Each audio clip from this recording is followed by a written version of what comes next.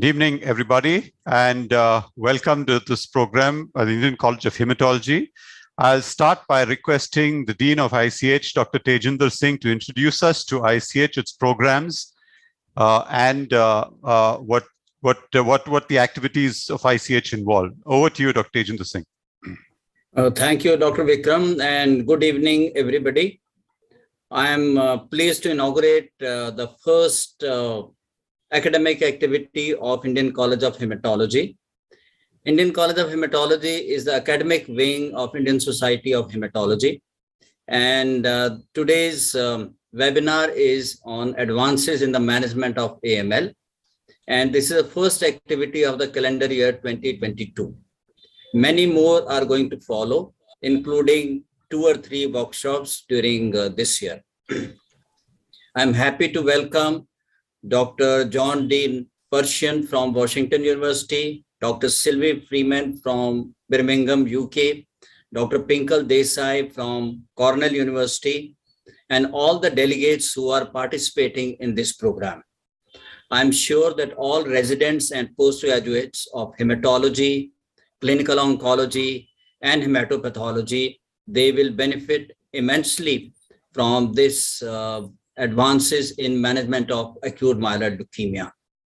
Over to you, Dr. Vikram, for further. Thank you, everybody. Okay. Good evening, everybody. And it's my privilege to get this program going by introducing Dr. Pinkal Desai. She's the Assistant Professor of Medicine, the Charles Lillian and Betty Neuwirth Clinical Scholar in Oncology, the Clinical Director, EIPM Molecular Aging Institute, and leukemia at the Leukemia Program in Weill Cornell University, New York, USA. Her focus of interest is on clonal hematopoiesis, and of course, she has done a lot of work in this and in myeloid malignancies. Dr. Pinkal Desai will start this program by giving us an overview of the current standard of care for young adults with acute myeloid leukemia. Dr. Desai. Hello. Good evening. Thank you for the kind invitation. Is this okay and clear? Everything? Yes, okay to go? yes, clear. Okay. I think. So thank you for inviting me to give this talk, Vikram. I'm going to talk about overview of standard of care for young adults with AML. Our traditional definition of young adults is under 60 years. And we'll start with what is known to everybody as the ELN classification and go through sort of the backbone of chemotherapy, modifications to that backbone, and sort of what post-remission therapy is considered okay based on these ELN classifications. I will not go too much into MRD data because that's going to be tackled by the subsequent speakers. Talking about genetic risk, we know that AML is divided into favorable, intermediate, and adverse. Just in short, favorable is basically core binding factor leukemias, mutated NPM without FLT3, and biallelic CBPA. Adverse is your classic, bad chromosome types, monosomies, mutated RUNX1, ASXL1, TP53, and everything else being intermediate. Now, if we look at sort of the simplistic version of induction chemotherapy, we're really talking about fit AML patients at the moment. So these are people who can undergo intensive chemotherapy, have adequate cardiac and renal function. The standard backbone of therapy that is common in the United States, and I believe in India as well, is 7 and 3, which is cytarabine and an anthracycline-based induction therapy. The anthracycline could be idarubicin, which is what we use at Cornell, 12 milligram per meter squared. The other alternative is daunorubicin, doses ranging from 60 to 90, depending on what trial you look at and age. Most of the time, the current standard is daunorubicin 90 in younger patients with AML, but you'll see that several trials where the backbone therapies and other agents were added to it actually had 60 as their backbone, because these trials started during the time 60 was sort of the standard. This chemotherapy given as for 7 days. The routine assessment for bone marrow biopsy is around day 14 to 21. Our standard is usually to do a day 14 bone marrow assessment. And the idea is to have a chemoablated bone marrow, classically defined as blast count less than 5% and cellularity less than 5%. However, there may be intermediates. There could be a little bit more cellularity, a little bit more blast count. And if that is not sort of the standard, provided it is not a completely cellular marrow where we have not achieved much cellularity reduction, as long as it's a hypocellular marrow with a little bit of excess blast, we tend to actually wait and do a repeat bone marrow biopsy again on day 21 to see what's growing back. And if it looks like the leukemia is not in remission, then you consider a reinduction at that time. If the marrow is obviously cellular on day 14, you would go for a course of reinduction, which is in general some form of 7-3. You could repeat the same 7-3. Sometimes it's 5-2, and in rare cases when there is absolutely no change at all in cellularity, we could even give IDAC, which is sort of like a reinduction with a different regimen. There's no standard for reinduction as such, and the chances of going into remission with a reinduction is about 30%. Once this phase is over, let's say it's ablated or given reinduction, we wait for count recovery, and once count recovery is complete, which is basically neutrophil count over 1,000 and platelet count recovering or over 100,000, a bone marrow biopsy done at that time would confirm the remission and the MRD status, which we will talk about later in the subsequent talks. Now, once the patient is in remission, what do we do about it? It depends on whether it's favorable or intermediate or poor. If it's favorable risk, which is generally core binding factor leukemias, consolidation is in the form of high-dose cytarabine or HiDAC, which is the standard for CBF. This is defined as cumulative 18 grams per meter squared, tend to give for about 3 to 4 cycles. If it is not core binding factor leukemia, intermediate dose ROC, which is 12 grams per meter squared, is sort of the standard. Again, 3 to 4 cycles depending on tolerance. The one place where we do transplant favorable risk core binding factor leukemia is KIT mutated AML, core binding factor AML, which we can talk a bit later. For intermediate and poor risk ELN, the standard of care for younger patient is allogeneic SCT, and for people who cannot go through it, refuse or non-availability of donor, that would be IDAC. So this is a simplistic version of the backbone of 7-3. What are the modifications depending on mutation subtypes? So the few things that we tend to get at diagnosis, which is relevant in sort of triaging patients into different therapy, obviously cytogenetics, FLT3, NPM1, because those would change the standard of care, at least right now, outside of clinical trials. We're not talking about clinical trials, we're talking about standard therapy. So these are sort of the PCR-based mutation profiling that is relevant to know in upfront AML, and we tend to usually get it here in about 48 hours for these mutation types. So if you look at sort of the first backbone of therapy, that is the addition of gemtuzumab ozogamicin, or GO, which is basically chelachiamycin linked to a CD33 antibody. And this was tested. It had a complicated course in the United States where the trial was done in SWOG, approved, withdrawn because of excess mortality. And then this trial came up later, which is the Alpha 0701. This trial randomized patient newly diagnosed with AML to standard chemotherapy here. Daunorubicin is 60, ROC is 200. The GO was given in the investigational arm day 147. A second course was given if there were blast count were over 10%. Those people who achieved a CR went on to get 2 consolidations. The GO arm got 1 dose of GO on day 1 for both consolidations. If platelet recovery was delayed beyond day 45, GO was omitted. The age was 50 to 70 years. So this is not all young patients, but half of them under 60 were young. The definition in this trial of favorable genotype was having a biallelic CBPA and NPM1 without FLT3. And I make this point because some of the data are relevant. GO improved. The primary endpoint of the study was event-free survival, secondary endpoint overall survival.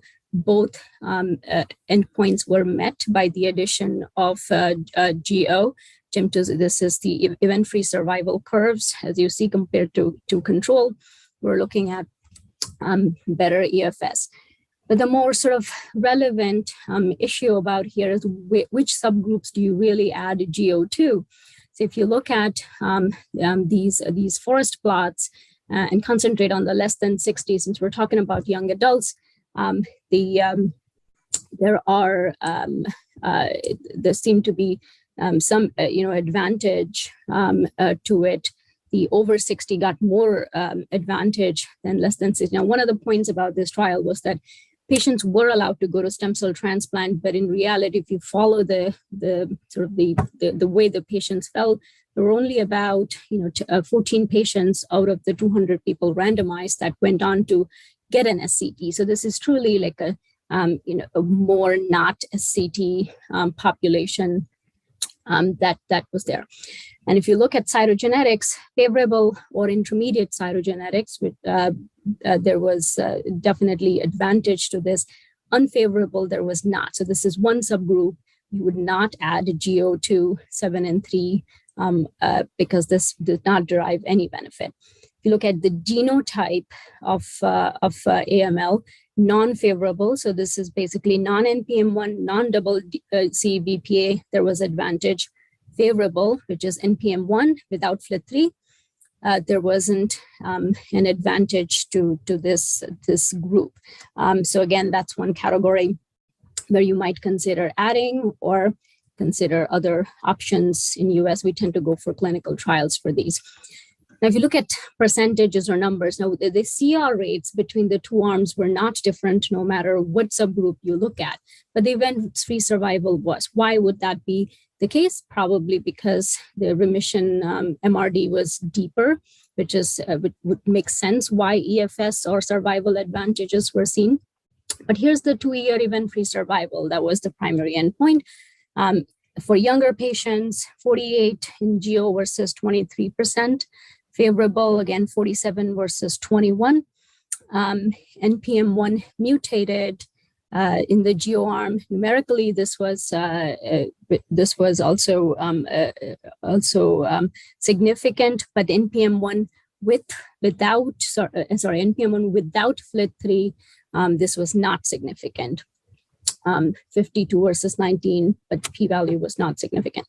So this was sort of the EFS. Same thing with overall survival, less than 60. There was an advantage to adding the GO arm, definitely in favorable cytogenetics, not in unfavorable cytogenetics. FLT3, yes. Favorable genotype, no. Non-favorable genotype, here it was a little bit borderline. So we've interpreted this data somewhat, some institutions add GO to intermediate risk and some don't, depending on the availability of clinical trials. So this is obviously for the standard backbone. So core binding factor, add GO. The advantage on core binding factor is actually significant, almost 20% survival. So we add GO standard to core binding factor AML and intermediate risk, that is a choice. Now, what are other subgroups and what are the standard of care in those? We know FLT3 ITD and FLT3 TKD mutations are present. in about 30% of newly diagnosed leukemia. ITD, particularly the high allele ratio, is considered poor risk in the absence of NPM1.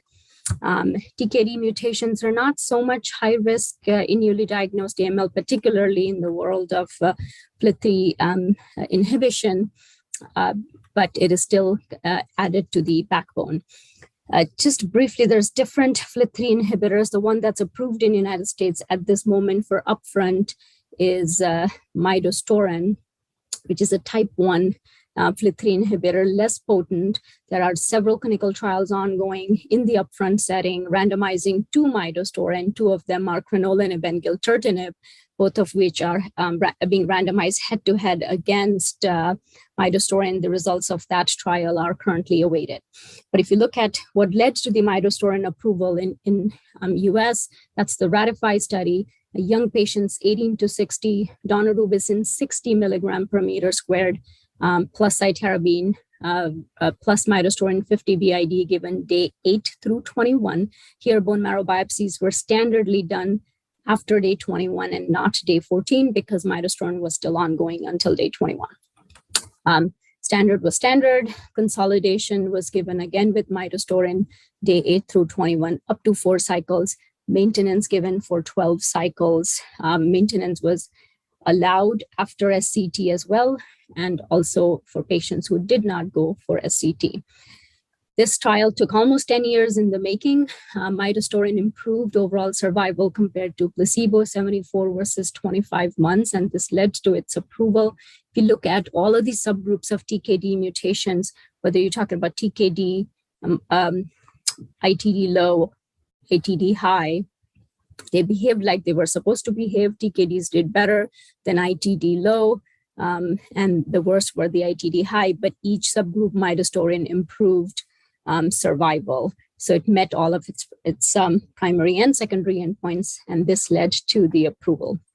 It is not approved in the United States for maintenance at this moment, but almost everybody uses FLT3 maintenance of some sort for these patients.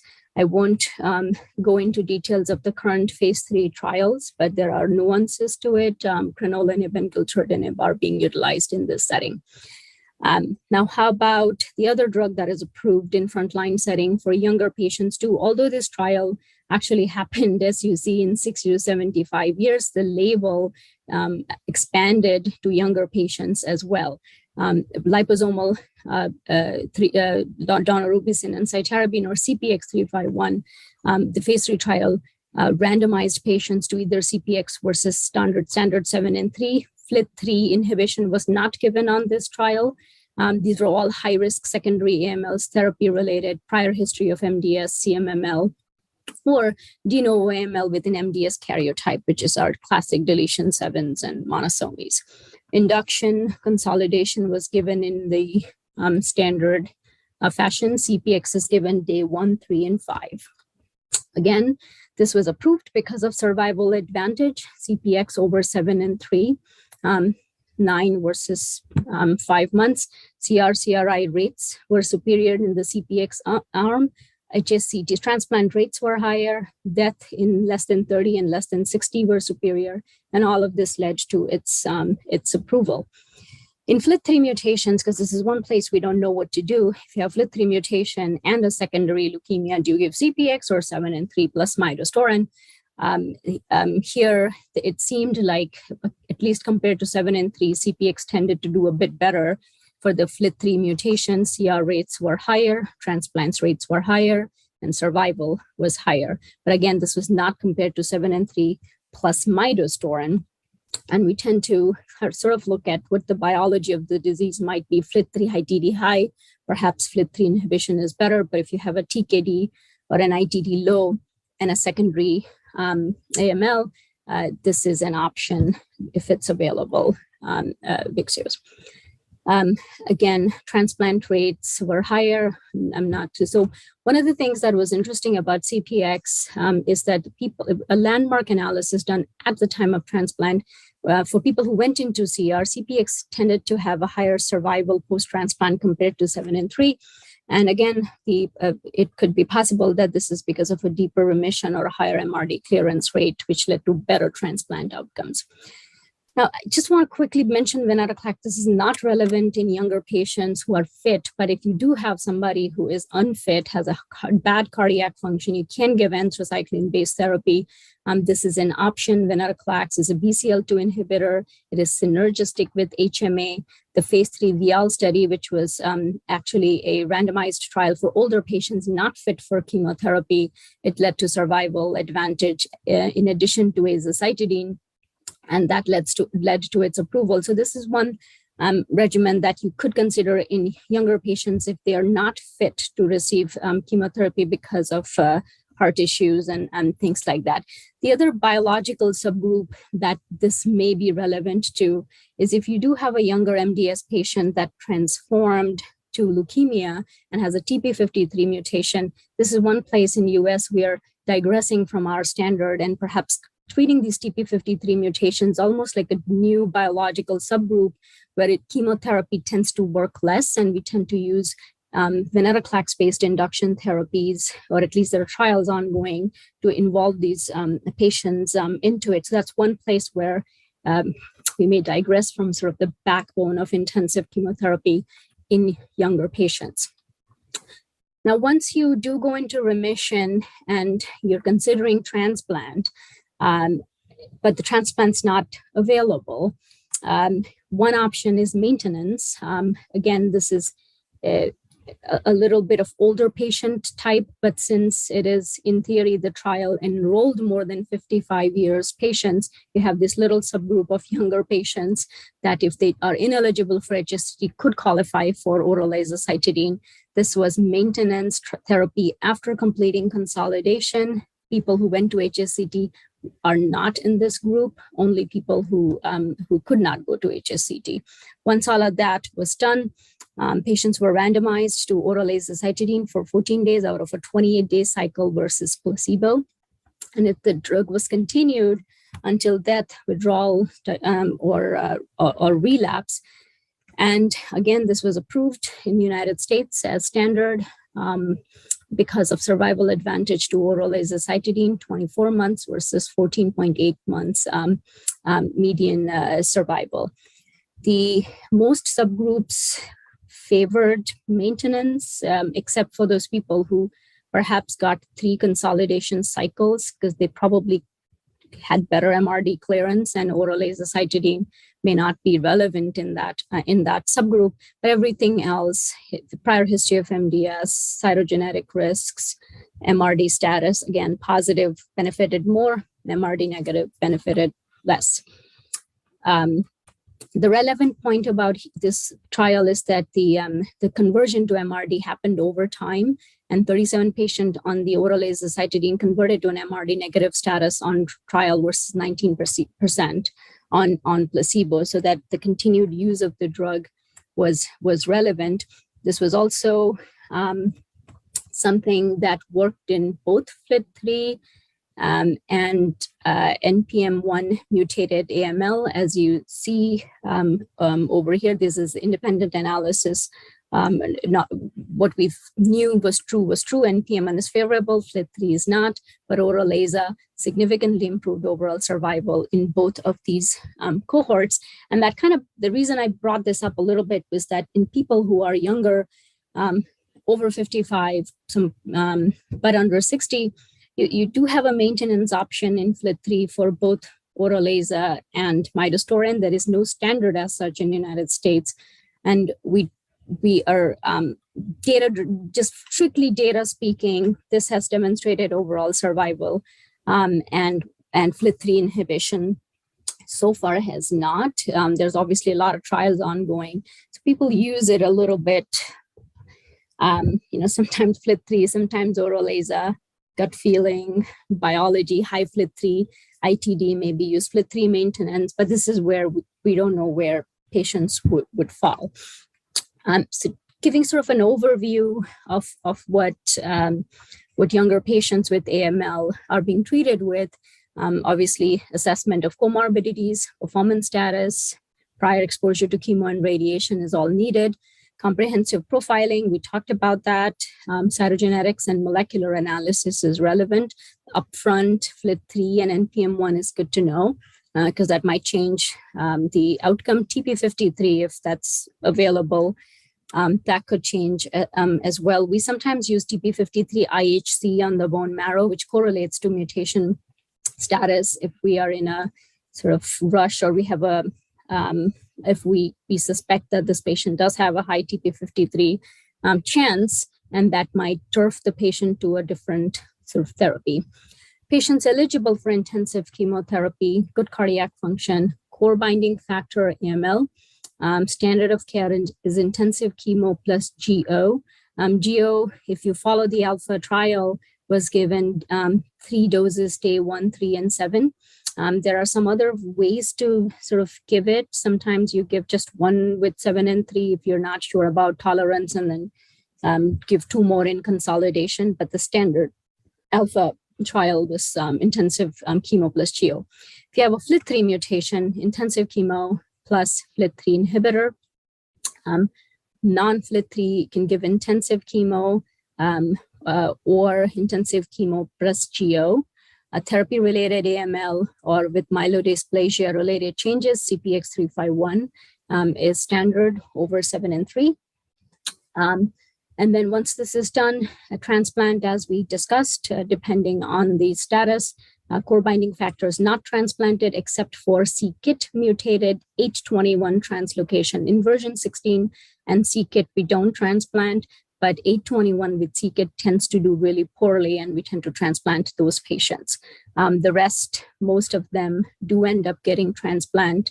NPM1 without FLT3, which is theoretically favorable, is not to be transplanted, but we honestly do see higher uptake of transplant in this group because there's so many other mutations with it that there is no really true NPM1 that is by single mutation status good risk. There's always something with the GNMD3, with this, and that they end up mostly routed to transplant, at least for our institution. Maintenance, if no SCT is given, maintenance is also standard post-transplant in FLT3 mutated patients. We don't know the exact duration of a FLT3 maintenance therapy post-transplant. 2 years based on the SORMAIN study is currently standard, but there is now talk about extending it to 3 years maintenance, but it's given in some form for these FLT3 mutated patients. For the high risk of therapy-related people, when they go into transplant, there are several trials ongoing, but some kind of an HMA maintenance therapy is generally favored for these patients as well post-transplant. Patients, the rare patient which is ineligible for intensive chemotherapy, obviously, there's several, you kind of follow the older agent group, AZA and WEN, but most we're talking about less than 60. So unless you have a heart issue, you follow sort of this algorithm, but you can choose HMA and WEN, LODAC and WEN, and some other clinical trials based on availability. Again, TP53 is one subtype where HMA WEN might be favored to chemotherapy in the upfront setting. And that brings me to the end of my talk. I'm happy to take any questions.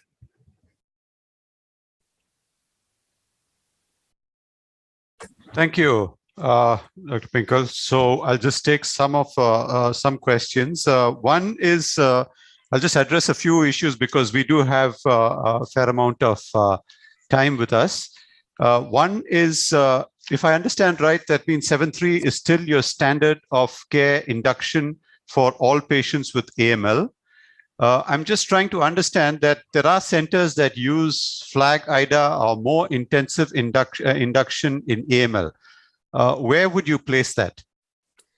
So for United States, for most patients, we are using 7 and 3 as the background. There are some centers where these CLAG-based or FLAG-IDA-based regimens are upfront. The phase 3 trials that happened in the cooperative groups in the United States failed to demonstrate a survival advantage to these high cytarabine-based induction like FLAG versus 7 and 3.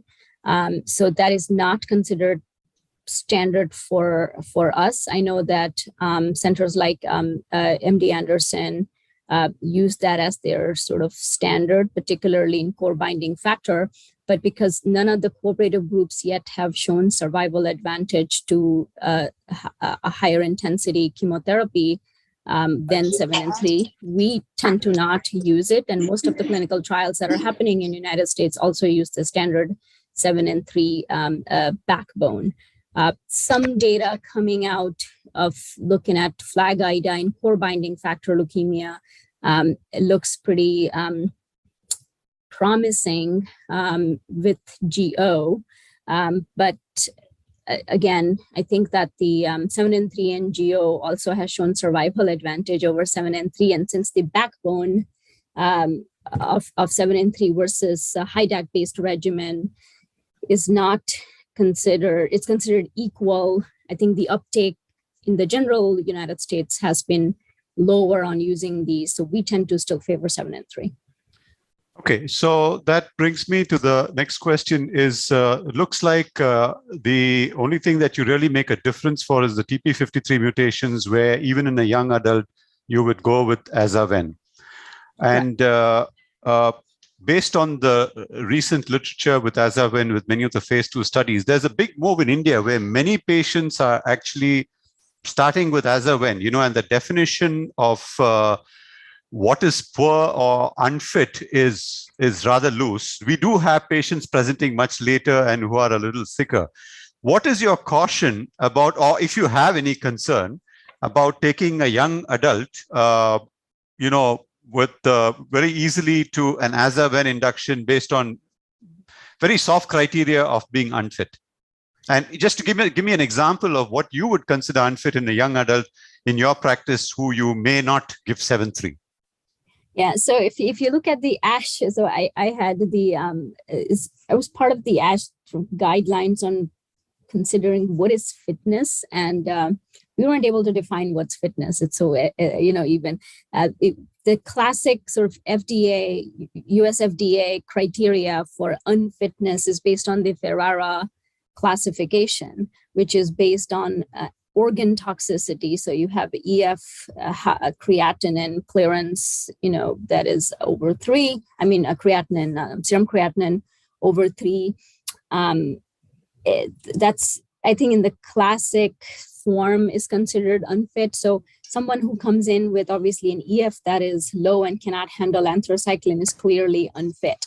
So that person would get AZA and venetoclax. People who have TP53 mutations, we tend to favor azacitidine and venetoclax.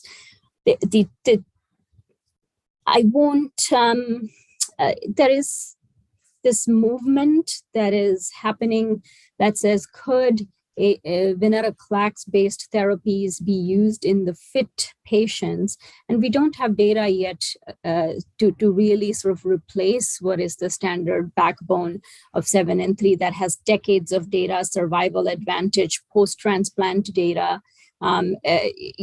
So it's hard to just sort of replace venetoclax. What is a push now is in very, very fit people, we're having trials that are combining chemotherapy with venetoclax. You're adding like ven to the intensive chemotherapy backbone and seeing if there is some advantage to it. My biggest concern about aza-ven, just using out of available data, is we do not have. So I think that the CR rates are equivalent, which is true.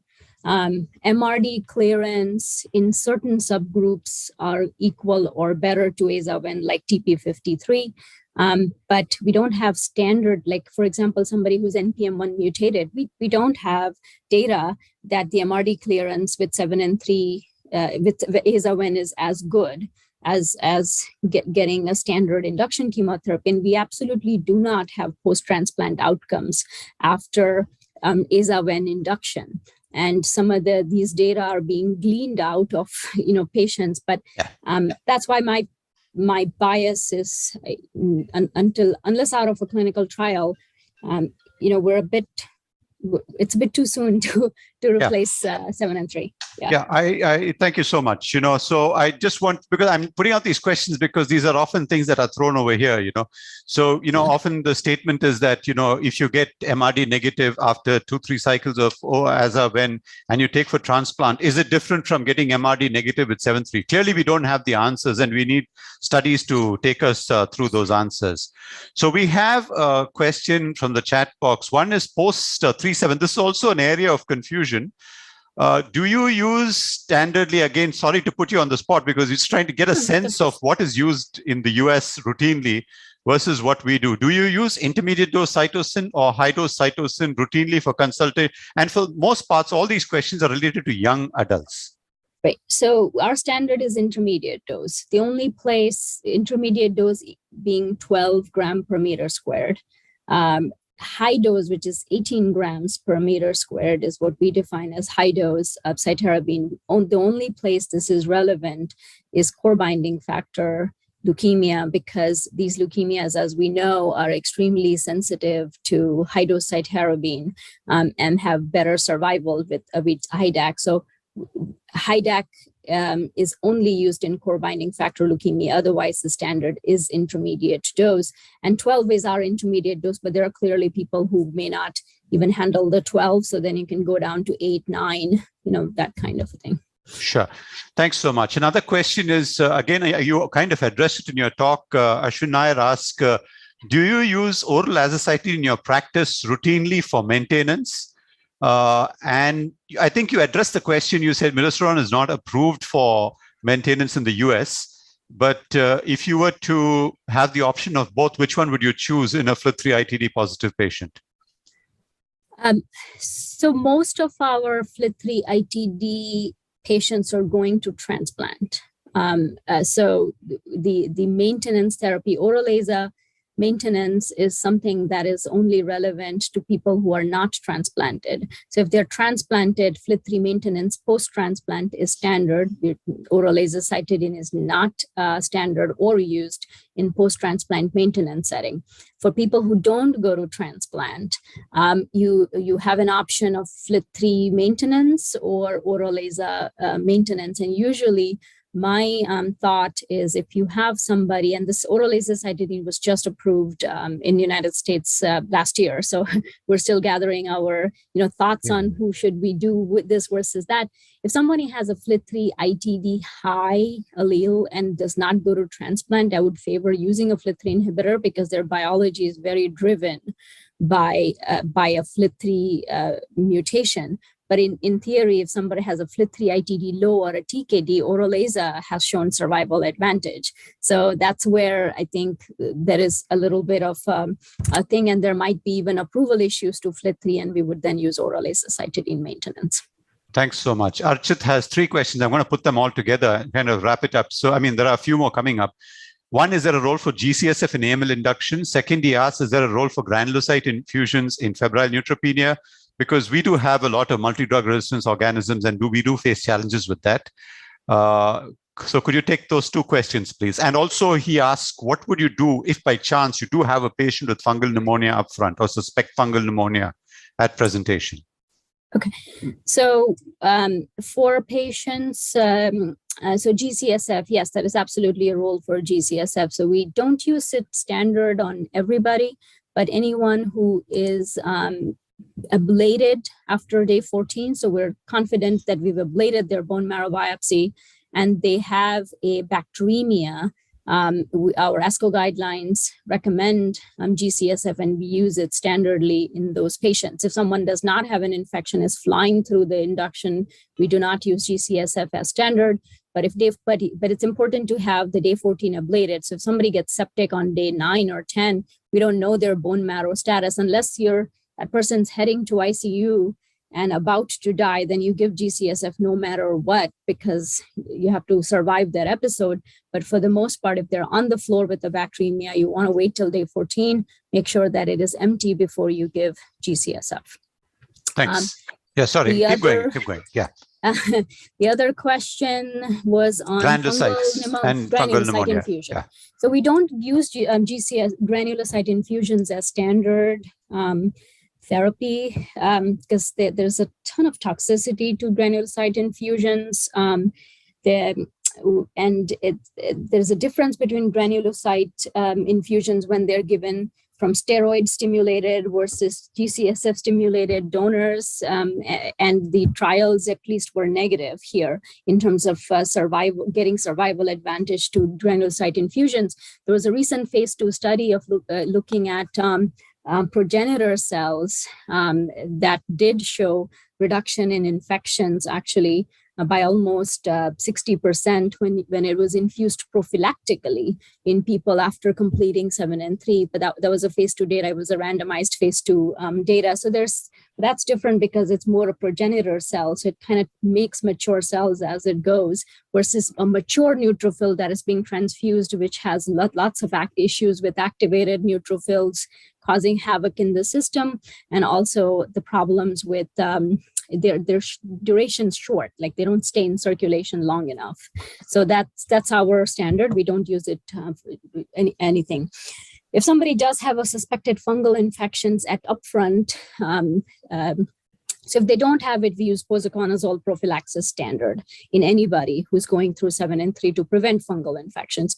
If they do have a fungal infection right from the beginning, then you would treat it, the fungal infection, either with voriconazole treatment dose and kind of have to make sure the voriconazole the levels in the system are good, or the other is isovuconazole. That's another drug we would use for treatment. We do not hold chemotherapy for these people because in the end, return of neutrophil count is what will save them. So there's no point in holding back on chemotherapy while waiting for this fungal pneumonia to get better. It's not going to get better. So you start everything together, hope for the best.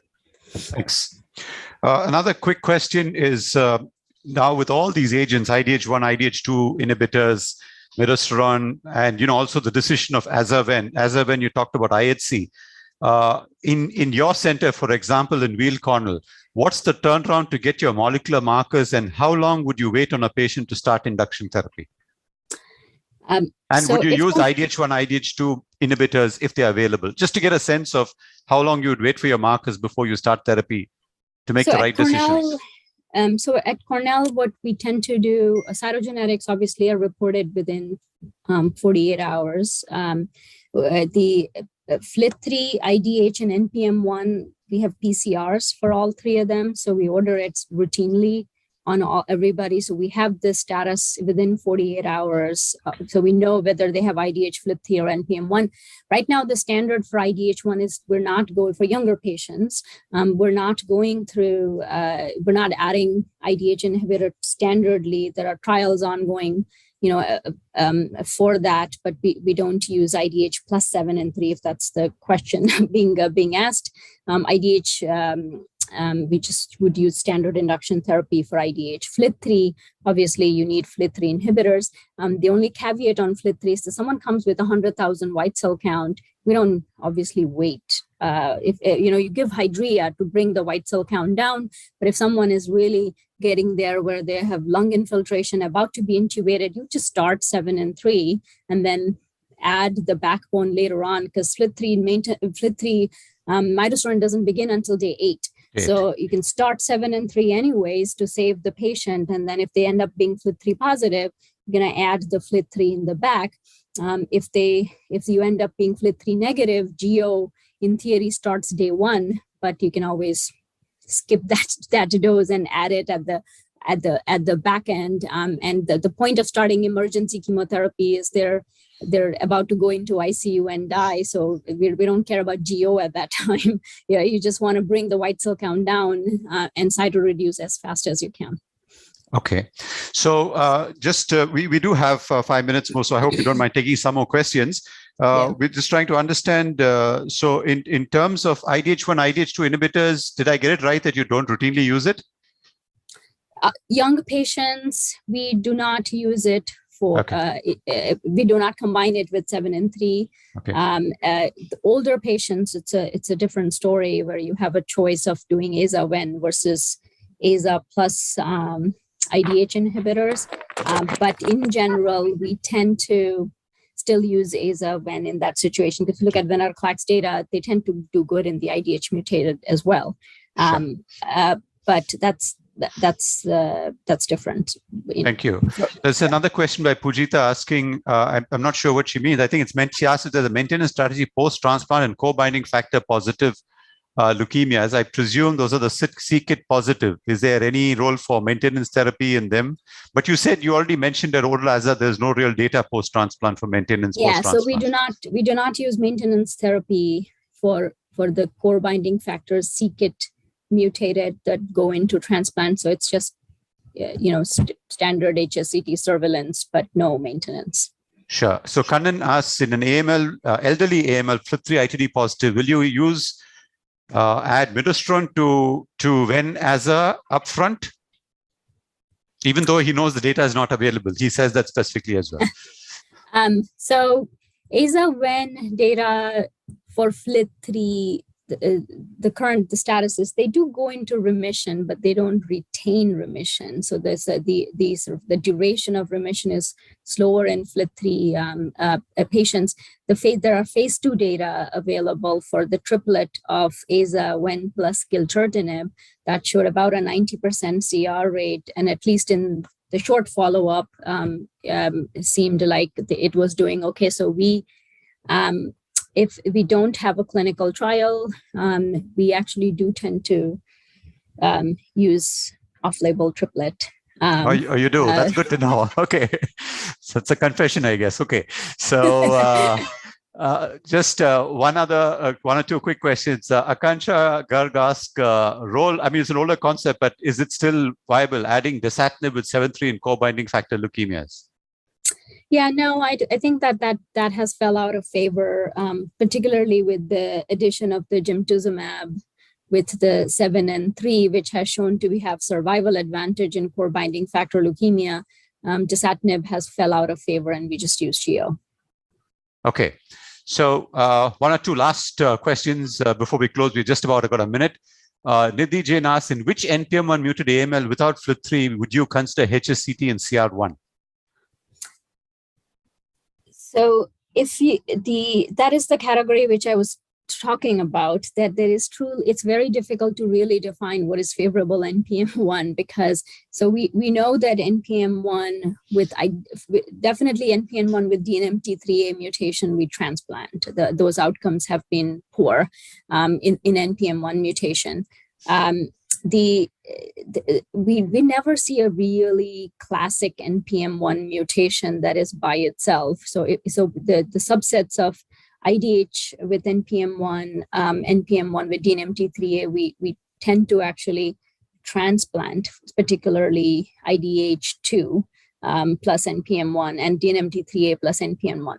The other NPM1, it depends on whether you have the ability to monitor your PCR. So we are heavily looking at NPM1 PCR-based MRD monitoring, because that's supposed to guide us to help us whether this patient's going to do well, and if they achieve an MRD negativity, we tend to monitor with PCR. If you don't have a PCR monitoring-based strategy, it's a little tough to truly say that you're doing a good job, and I would favor transplant in that situation. Okay, two quick questions, Pinkal. Sorry, this is, and we have to really wind up here because we're running out of time. So, very short answer to role of day 14 bone marrow. Can you do without it? And Shyam Rati is asking, what is your view on FLAG-IDA with VEN for refractory AML? Would you reduce the dose of cytosine or keep the standard dose of cytosine with FLAG-IDA with VEN in refractory AML? So taking the first question, so day 14, there's no real reason not to do a day 14 bone marrow biopsy. The only person we don't do it on is if they're so sick and septic that there's no way they can handle a reinduction, then we don't do it. Let the patient just recover. But if persons can handle a reinduction, you really do want to know what's happening to their day 14 marrow and maybe do the reinduction a bit sooner rather than wasting time waiting for the disease to come back on day 28. And you can also give GCSF to aid count recovery if you know that someone's ablated. But if someone cannot handle a reinduction because they've reached their anthracycline max, or they're just too sick, then there's no point in doing day 14. So that's a place we won't do it. For FLAG-IDA-Wen, you have to reduce cytarabine from the standard, because when the trials were done in the relapse setting using standard cytarabine, these people all ended up in the ICU and super sick. So you have to cut down on the dose of cytarabine for FLAG-IDA-Wen. Thank you so much, Pinkal. That was really illuminating. Thank you so much for your time and coming on for this talk. We really appreciate it. Hope to have you more often over here. And with that, I'll move. Thank you. Bye. There's there's questions coming up, but I guess we will see if we can send you an email, and we'll send the email to all the people over here if they want to continue to communicate with you. With that, we'll move to our second talk. It's our privilege and honor to have with us Dr. Sylvie Freeman. She's the professor of hematology, honorary consultant at the Institute of Hematology and Immunotherapy, University of Birmingham, Center for Clinical Hematology, Queen Elizabeth Hospital, Birmingham, UK. So she's done most of and runs the central laboratory for immunophenotyping in AML. So all the UK AML trials, you see a lot of the central laboratory work comes from Sylvie Freeman's group. And she's also a member of the ELN International Group for MRD in AML. That's another area, a lot of confusion in India about to use MRD, not to use MRD, which is the best way to go. There's also a lot of confusion with all these molecular tools out there. How do we use it? How do we go forward? To address all this, we have with us Dr. Sylvie Freeman. Over to you, Dr. Sylvie Freeman. Thank you so much for your time. First of all, it's a great pleasure to be with you all and to participate in this. Let me just share my screen, and hopefully you can see that. Yes, we can. Perfect. Excellent. Okay, so first of all, I think we use molecular diagnostics and risk stratification in AML to make sense of AML heterogeneity. And by doing so, we want to match up patients with the treatment that's best fitted for them. But although genetics has been used for risk stratification, nowadays we also use it to allocate induction.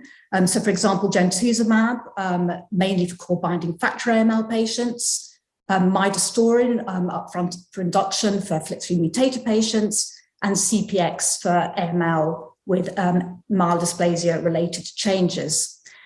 And then from the first course of treatment, we can then also input information from the patient's response to therapy to assess their future relapse risk.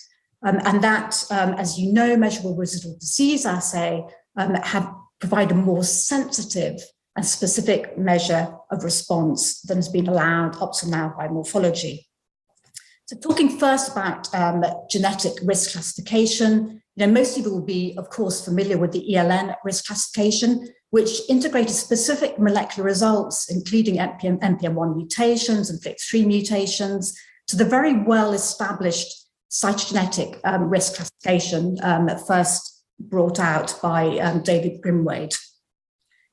Now, this risk classification is highly prognostic for standard chemotherapy. And I'm not going to go through the different genetic abnormalities listed here, as most of them will be very familiar to you. But I do want to highlight one test that is required to allocate patients between the different subgroups, the FLT3 ITD allelic ratio. And there has been variability in the results of this test between laboratories. As you know, it's not simply equal to variant allele frequency. And certainly as the technology develops, so for the moment, most labs report it from capillary electrophoresis, but increasingly next generation sequencing methods are going to be used. So, there will be a requirement for further standardization of this test. Of course, an AML cell may not just have one single genetic abnormality. Quite often there'll be combined mutations within clones and subclones. And this will mean that there are different relapse risks associated with these different combinations. But making sense of the prognostic implications of these combinations and mutations requires larger and larger patient data sets, particularly for rarer mutations. And we've been talking about, all the confusion with this, and there's been quite a few publications coming out And I've listed some of the, what I regard as some of the key publications on this slide, which may appear a little bit busy because the field is very busy.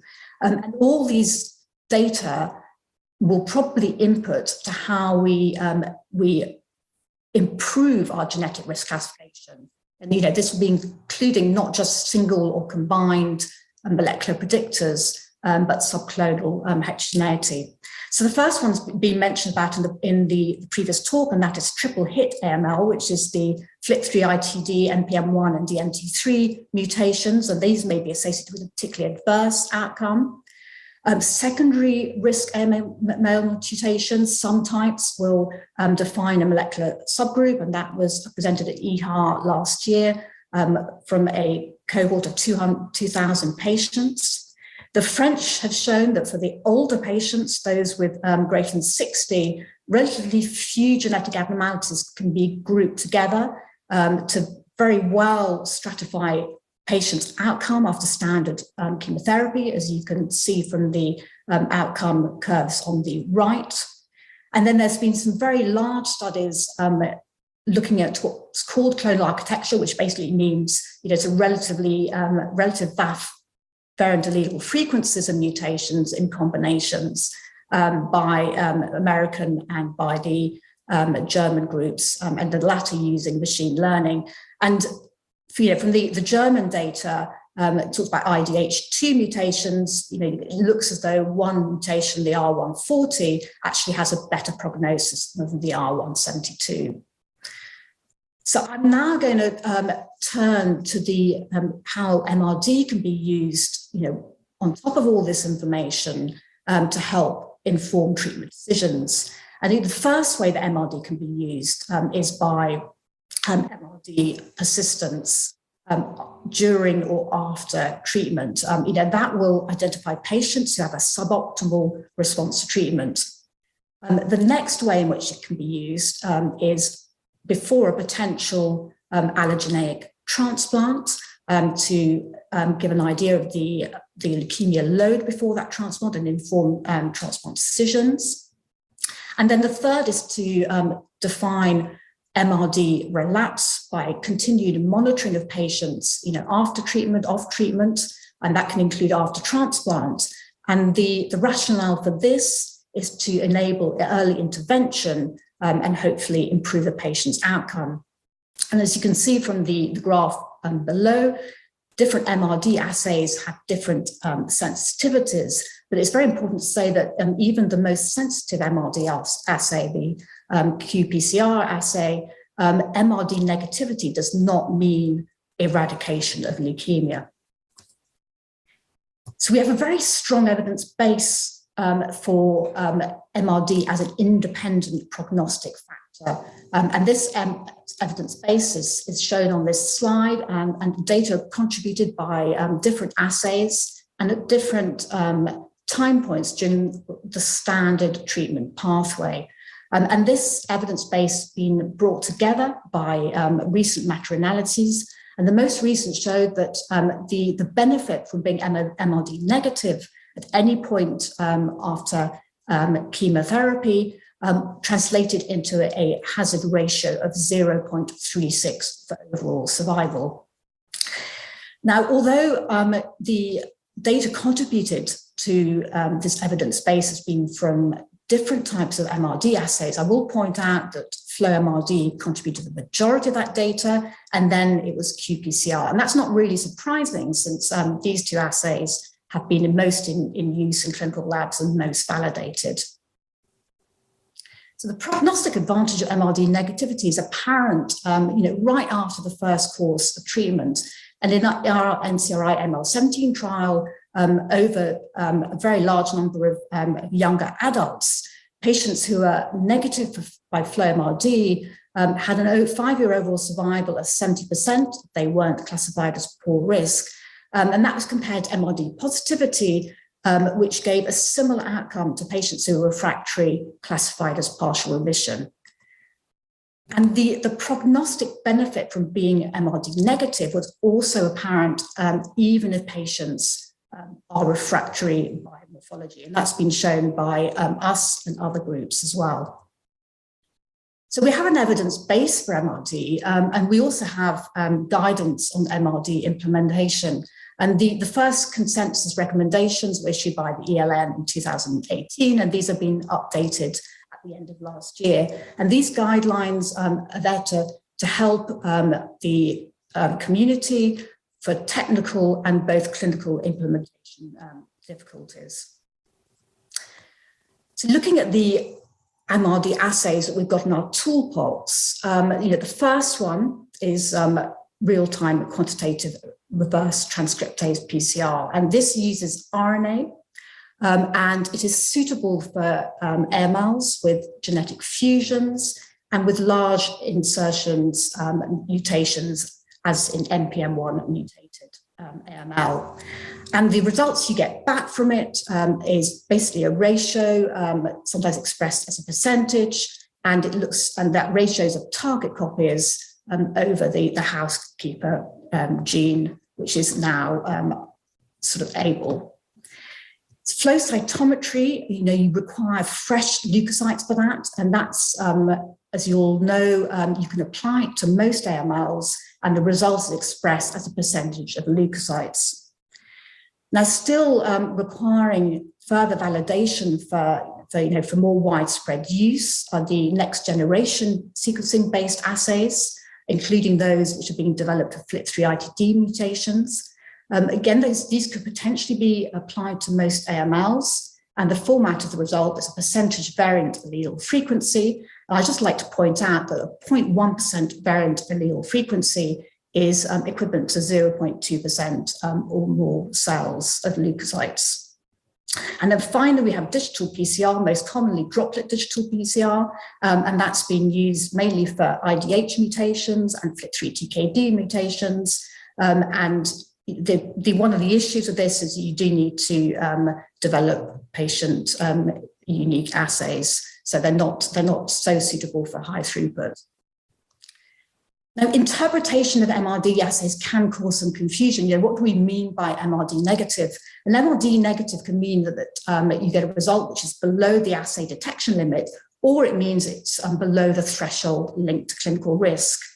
And the detection limit of an assay will depend on several factors: sample quality, which is really important, assay confounders, and what I would call and others call background. And what do we mean by background? And the answer to that is the MRD signal from leukemia-initiating cells? And it's not, that's background.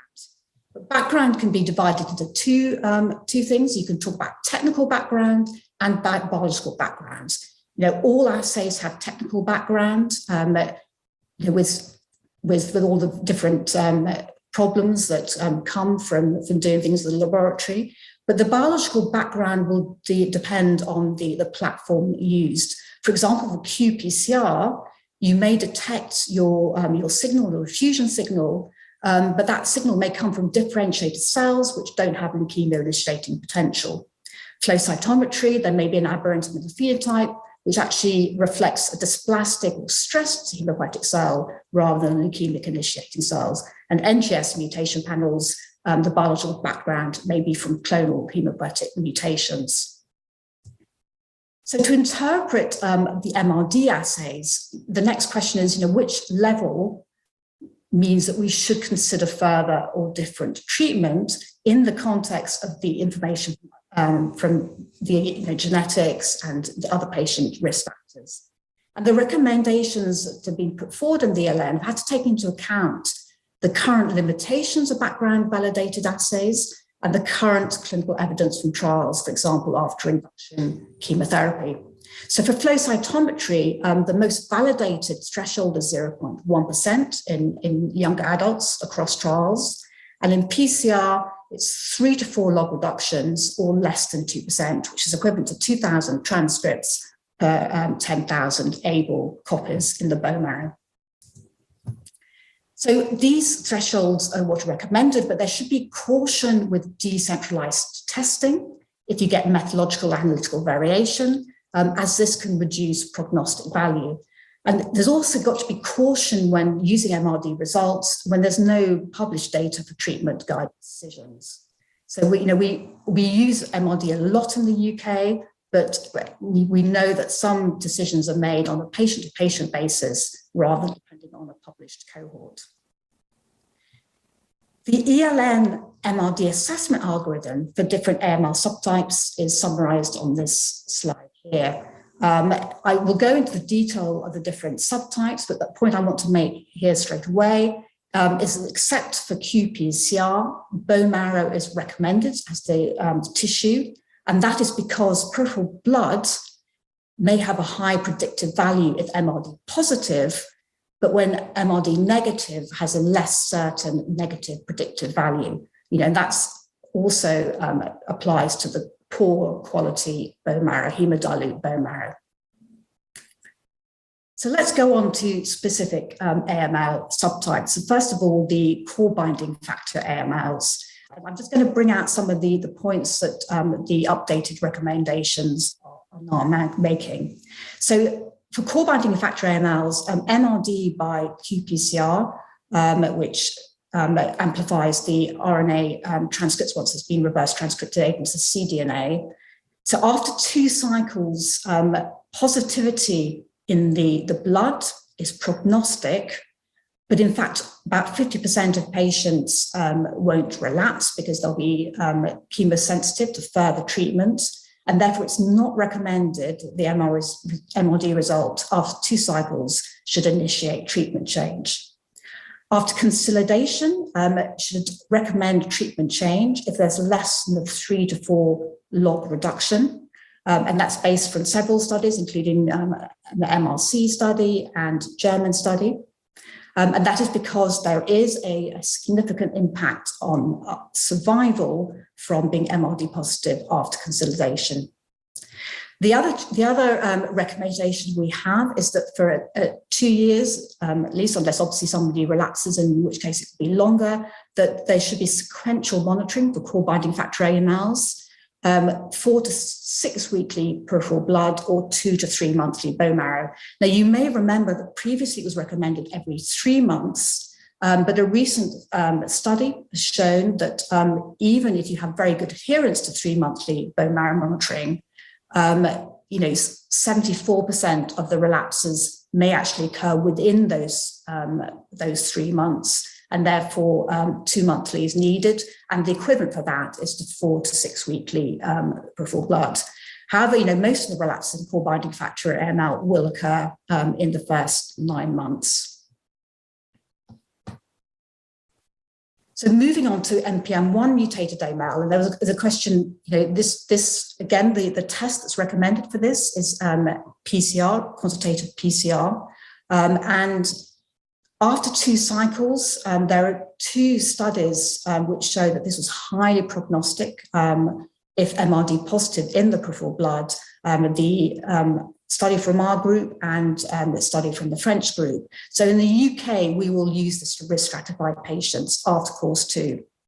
Elsewhere, even if that's not used, then after consolidation, if there's MRD positivity in the bone marrow, should consider treatment change. But you will notice that in the green box, the definition of MRD positivity has been changed slightly to 2% or more of the target versus the control genes. And I'll explain that in the next slide.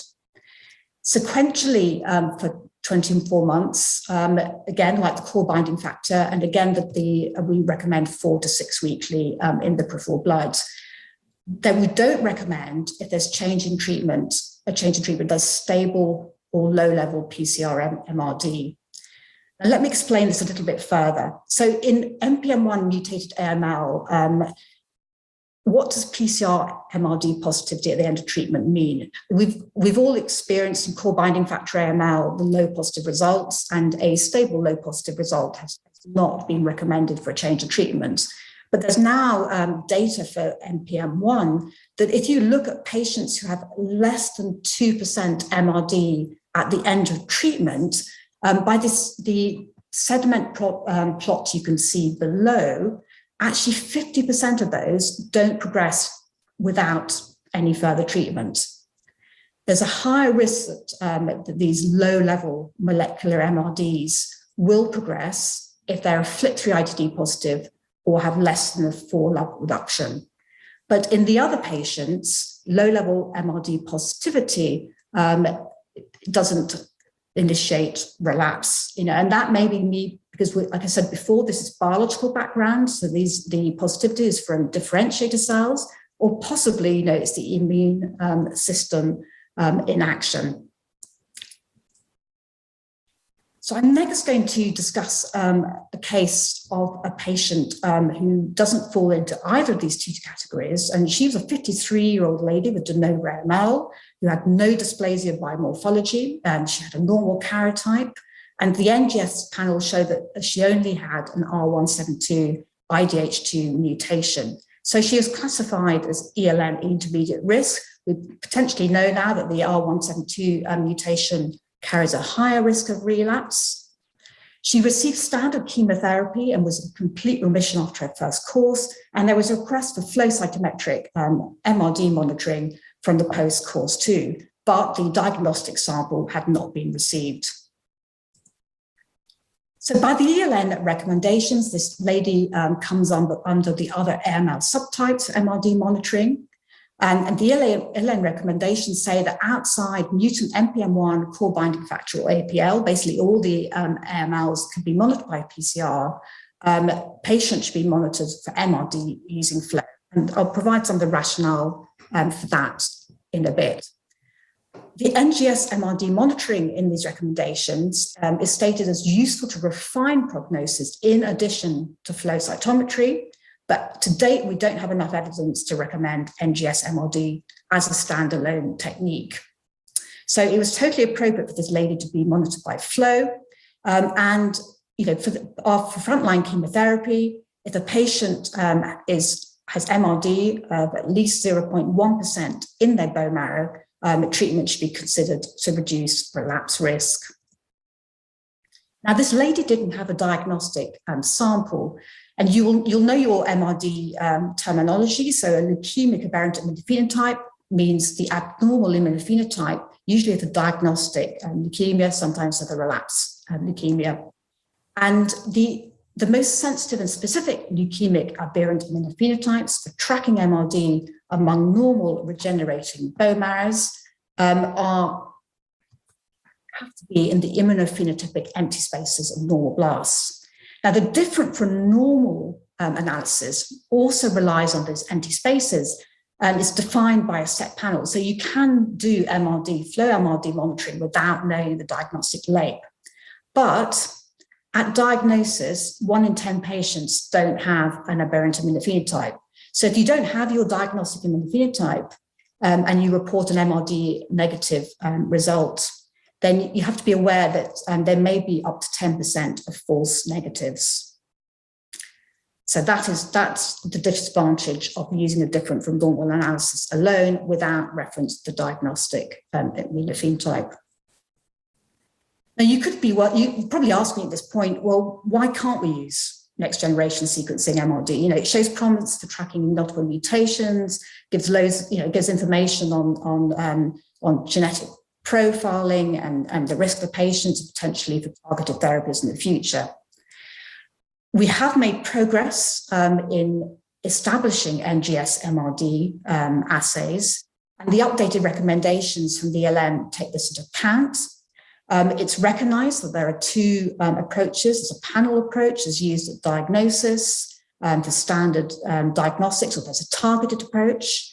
It's recommended that there has to be sufficient input DNA, which is far higher than that's used at diagnosis, and that there has to be sufficient output reads. There has to be error correction to enable the sensitivity of MRD to be at least equivalent to a 0.1% variant allele frequency. And then importantly, after you've error corrected, to clean up the technical background, you have to exclude the biological background, i.e. those non-informative mutations.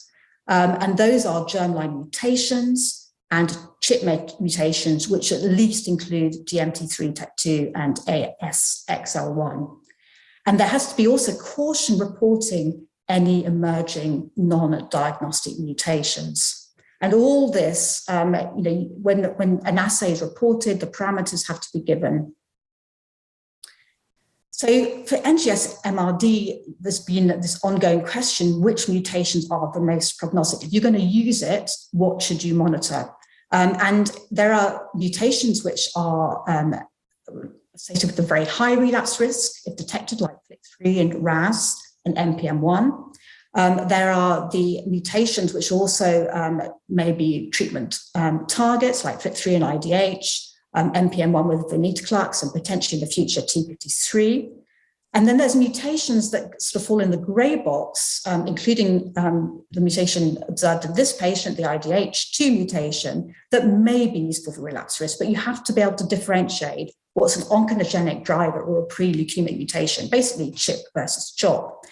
And persistent IDH1 and 2 mutations in remission can occur in up to 39% of patients, depending on the variant allele frequency and what type of chemotherapy is used. It may be associated with poor outcomes, but the most recent study showed that if you correct for the presence of other mutations like NPM1, that in fact the monitoring the presence of an IDH mutation did not result in an inferior survival, and therefore IDH should be grouped with DTA. So the presence of an IDH mutation is not prognostic in remission. What about these high-risk mutations, the FLT3-ITD and FLT3-TKD and RAS? Obviously, our patient didn't have them. So the issue with them is that they're often subclonal and have a low negative predictive value. So absence of this doesn't mean that the patient has lost the leukemia. In fact, they might have, be refractory by percentage blasts. So they're best used in combination with additional MRD markers. And the German study, which was on the midostaurin, the ratified data set, it showed that FLT3-ITD persistence was only present in about half of patients when patients are targeted with a FLT3 inhibitor from diagnosis. So our knowledge of this is going to be increasing, but these mutations are unstable, and therefore, although when detected, high relapse risk, if not there, not much use. So going back to this lady, she, as I said, she was requested to have flow cytometric MRD monitoring, and the inset of the results that were produced for this lady. And in fact, she was MRD negative after course 2 and subsequently after course 4. So from our data in the AML-17, we know that from this patient that if she'd been MRD positive after course 2, she'd have a very high relapse risk of 89%. But being MRD negative, she falls in the cohort of patients who have a 50% relapse risk. And that translates into a better survival, or 5-year overall survival of 63%.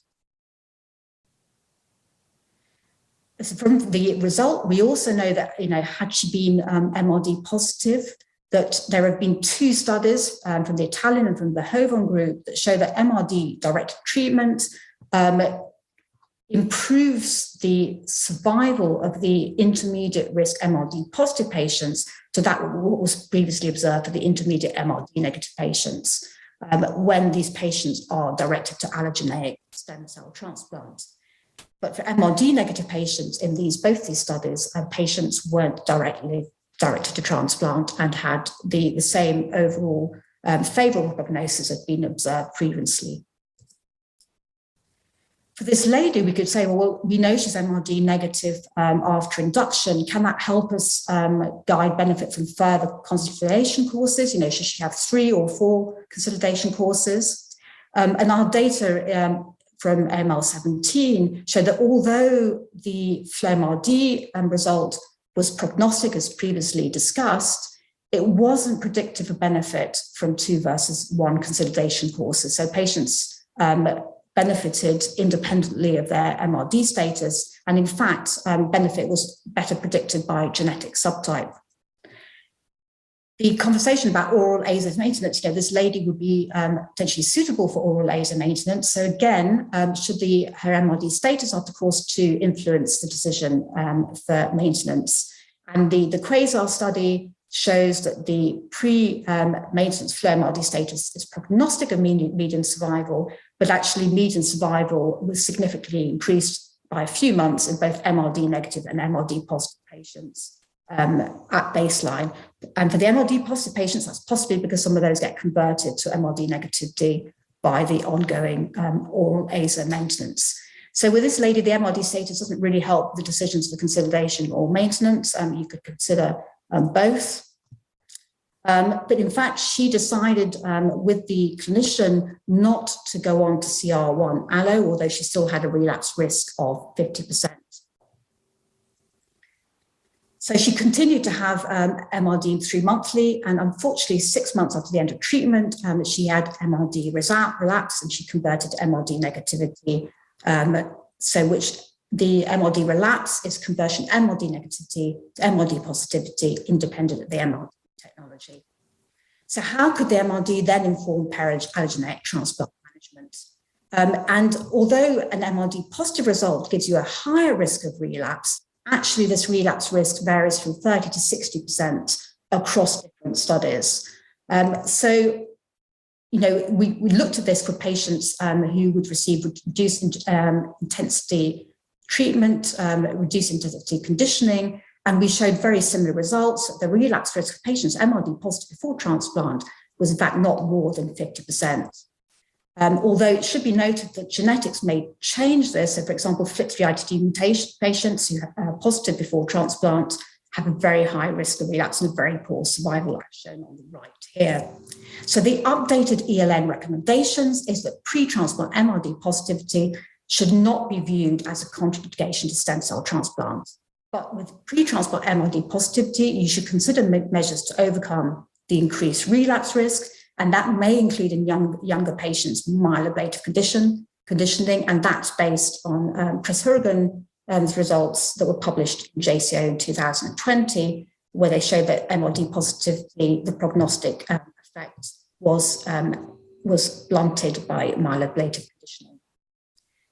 Unfortunately, augmented reduced intensity conditioning does not improve post-transplant outcomes in MRD positive patients. When we use amplified reduced intensity conditioning, relapse outcomes were similar to the standard reduced intensity conditioning, and it also had no effect on the adverse prognostic impact of MRD positivity. So what could we consider to reduce relapse risk after transplant? Well, first of all, we also showed that full donor chimerism, that patients who achieved full donor chimerism at month 3 after transplant, even if they'd been MRD positive, had an outcome equivalent to those who are MRD negative before transplant. And that's shown in the red line here. Sorry, the green line here. Another thing that you would consider, as well as different conditioning, is post-transplant maintenance. So for example, in FLT3 mutated patients, that would include sorafenib and may include other FLT3 inhibitors that are being tested. We're testing oral AZA after transplant in the Amadeus trial. And the third strategy that we use in the UK is post-transplant MRD monitoring with MRD-directed intervention. And that's best established with qPCR, but we now have data to show that it's also informative by flow cytometric MRD, and we presented that at ASH last year. So to finish up and to summary, how can MRD inform management across the ELN risk groups? And say in the favorable risk group is to identify small populations of patients at high risk of relapse, and that's either after consolidation or by sequential monitoring. In the intermediate risk group is to provide additional data to inform decisions, and that will be a dynamic assessment, particularly if MRD assessment, MRD monitoring is continued. In the higher risk group, it's to optimize transplant management, and that will be before and after transplant. And then, and I think this is particularly promising for NGS and MRD technology, once MRD relapse is diagnosed, you can then have MRD level assessment of targeted therapy mutations, so that you can, for example, with FLT3 inhibitors, you can work out whether a patient is FLT3 mutated and then direct the appropriate treatment. So thank you very much for your attention, and I'm very happy to take any questions now. Thank you so much, Dr. Sylvie Freeman. We have a few questions, and I think we have some time for questions as well. If you could stop sharing, I'll just see if I can. Yeah, thank you so much. I can see the questions now. Okay, so I'll start off with a few questions, and that a lot of it is related to the practical aspects of some of the challenges we have here in India. One is in terms of, we're just trying to understand in the UK, as all of this molecular diagnosis done centrally? And if so, what is the kind of turnaround time, and how do people wait for these results and get back to you, in terms of starting intervention? Okay, so that's a very good and topical question. So in the UK, genomics has now been organised into centralised laboratories, of which there are 5 across the UK. So to some extent, it has been centralised. We're just in the process of writing some updated laboratory recommendations in AML, and to try and establish the turnaround times, because it is certainly because genetics is directing our treatment choices straight off. We need the rapid turnaround for things like FLT3-ITD mutations, and even sort of rapid FISH and karyotype. We're getting more and more used to waiting for results for patients, particularly in the older group, before initiating intensive chemotherapy or Ven/Aza. So and reassurance for that was provided by Christoph Brohlig's study in showing that there wasn't any difference in outcome if patients were delayed. Treatment was delayed by 1 or 2 weeks. Obviously, hydroxycarbamide and other agents are doing that. So we are moving towards rapid diagnostics, particularly for the mutations which have approved treatments, or genetic abnormalities with approved treatments. Okay, so the next question is I'm going to sum up a question from Archit Sunil. He's asking, and I think this is related to some of our challenges, with a conventional karyotype and FLT3 NPM1, how much does NGS add at diagnosis? I'm not talking about MRD here, in determining therapy outside the setting of a clinical trial. Okay, so from the NGS for NPM1 and FLT3-ITD, I think for NPM1, so in the UK, even patients with FLT3-ITD mutations, NPM1 and FLT3-ITD mutations, we would still base our decisions on MRD monitoring. Okay, no, Dr. Freeman, sorry, I'm so sorry. This is at diagnosis, not talking about MRD. Yeah, no, absolutely. Okay. I suppose what I'm saying is that we would still base on that. However, I think now, potentially, if a patient had a DMT, so that triple hit mutation, we would, if the patient was fit enough, we would straight away consider them for upfront allogeneic transplant. For the point of view of the other mutations, and that's important for us for allocating CPX for basically if patients fit into the mild dysplasia-related changes AML. So those are the main information that we get from our diagnostic NGS panel. Okay. And the other question is from Dr. Paresh Jain, is asking, do flow MRD reports at your center routinely have information LOD, LOQ of the assay and details of leukemic signature used to qualify MRD in that case? Yeah, so with our assays obviously been very, very widely validated. We've established our limit of quantitation at generally for 0.05%. So this is different from how limit of quantitation and detection is used for myeloma and CLL, where it's done by a cell number per leukocytes, and that usually gives it much higher sensitivities. So yes, we do have information on that, and we also give information on the aberrant immunophenotypes types detected, although we won't necessarily give information on every single aberrant immunophenotype type, just the priority ones. Thank you. Another question that we have is when you do have MRD positivity by multiparameter flow cytometry less than 0.1 pre-transplantation, is there any data on attempting to? I mean, you did show poor outcome, and most people agree that the outcomes are poorer. But is there any data to suggest that trying and attempting to convert them to negativity is a better strategy versus going straight for transplant in the absence of frank disease, hematological disease? Yeah, there is no data.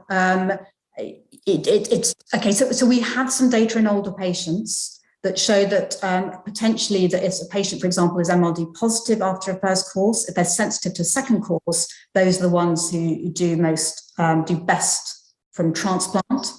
And that probably means that they've got some residual sensitivity to treatment.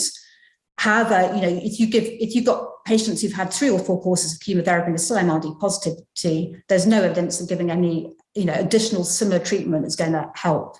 For low levels of MRD, so it's interesting here because from our data set with reduced intensity, the typical cohort of patients who go for reduced intensity allogeneic transplant, in fact, MRD below 0.2% did not have the same adverse prognostic effect as MRD above 0.2%. So we think that low levels of MRD can, at least in a good majority of patients, be converted and be cleared by the transplant, by the conditioning itself and by the GVL after.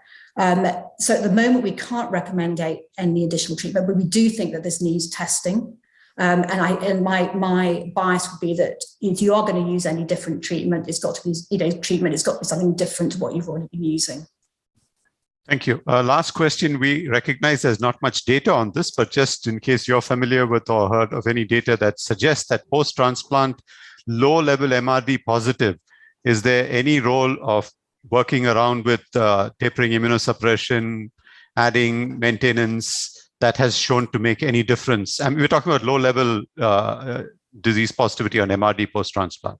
Yeah, so low level, as we would qualify for PCR less than 2% or by flow detectable but less than 0.1%.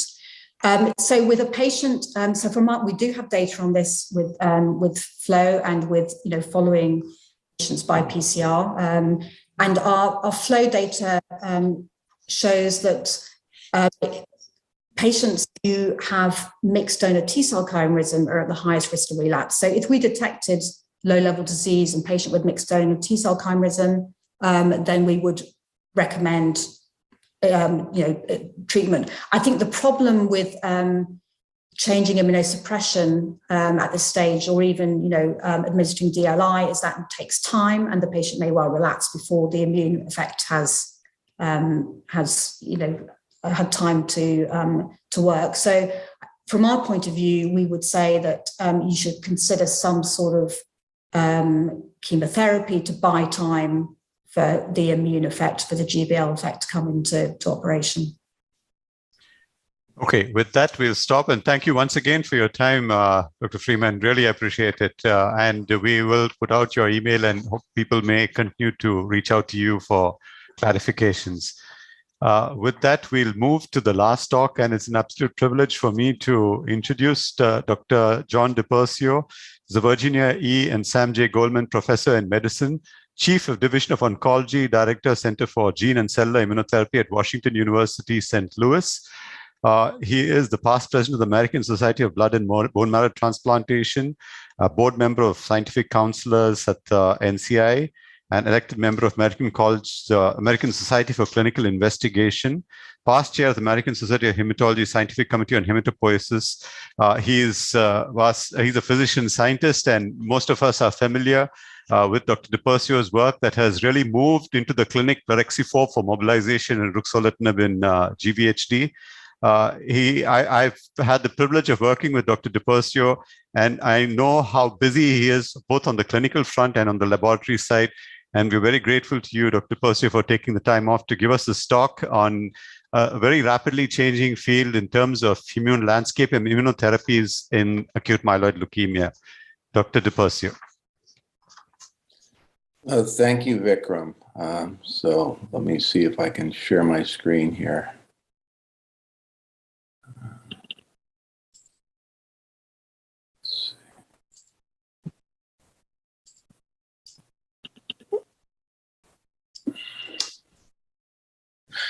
Okay. Well, Vikram, thank you very much for the invitation, first of all. And it's a pleasure, most of all, to see you again. And it's a very tough topic to talk about, because I have to say that when thinking about this, I went round and round with trying to present a lot of negative clinical data, or whether I should just try to tell you what we're thinking about in the setting of having generally failed, really making a huge impact on AML using immunotherapy.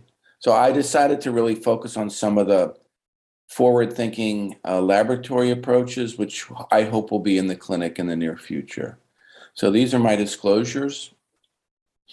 My laboratory works on many aspects of transplantation immunology and AML biology, leukemia biology, and I wanted to really just focus a little bit on some of our efforts to use immunotherapy in the treatment of AML and other hematologic diseases, but really focusing on AML.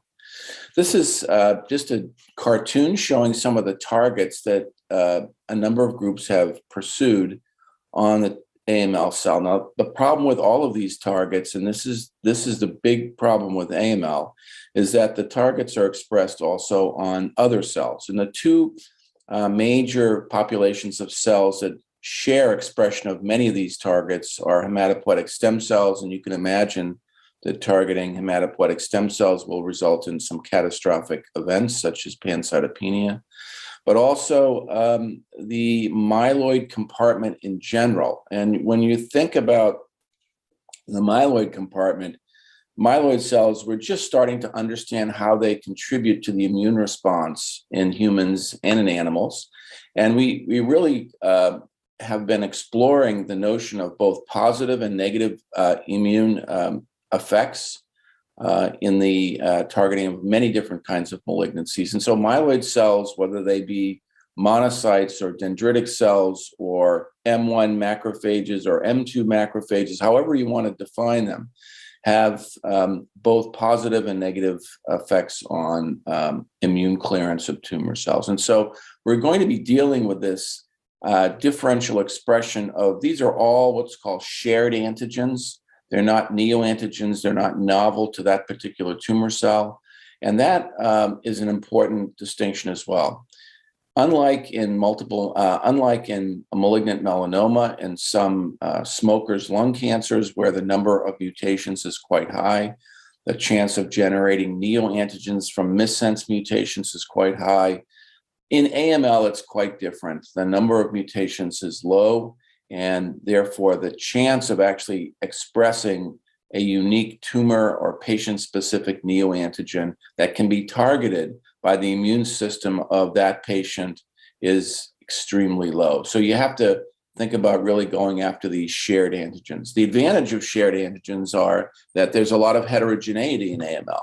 And so you can imagine with multiple subclones of AML, some of which may be more sensitive or resistant to traditional therapy, they may all express differentially some of these shared antigens which can be targeted by immunotherapy.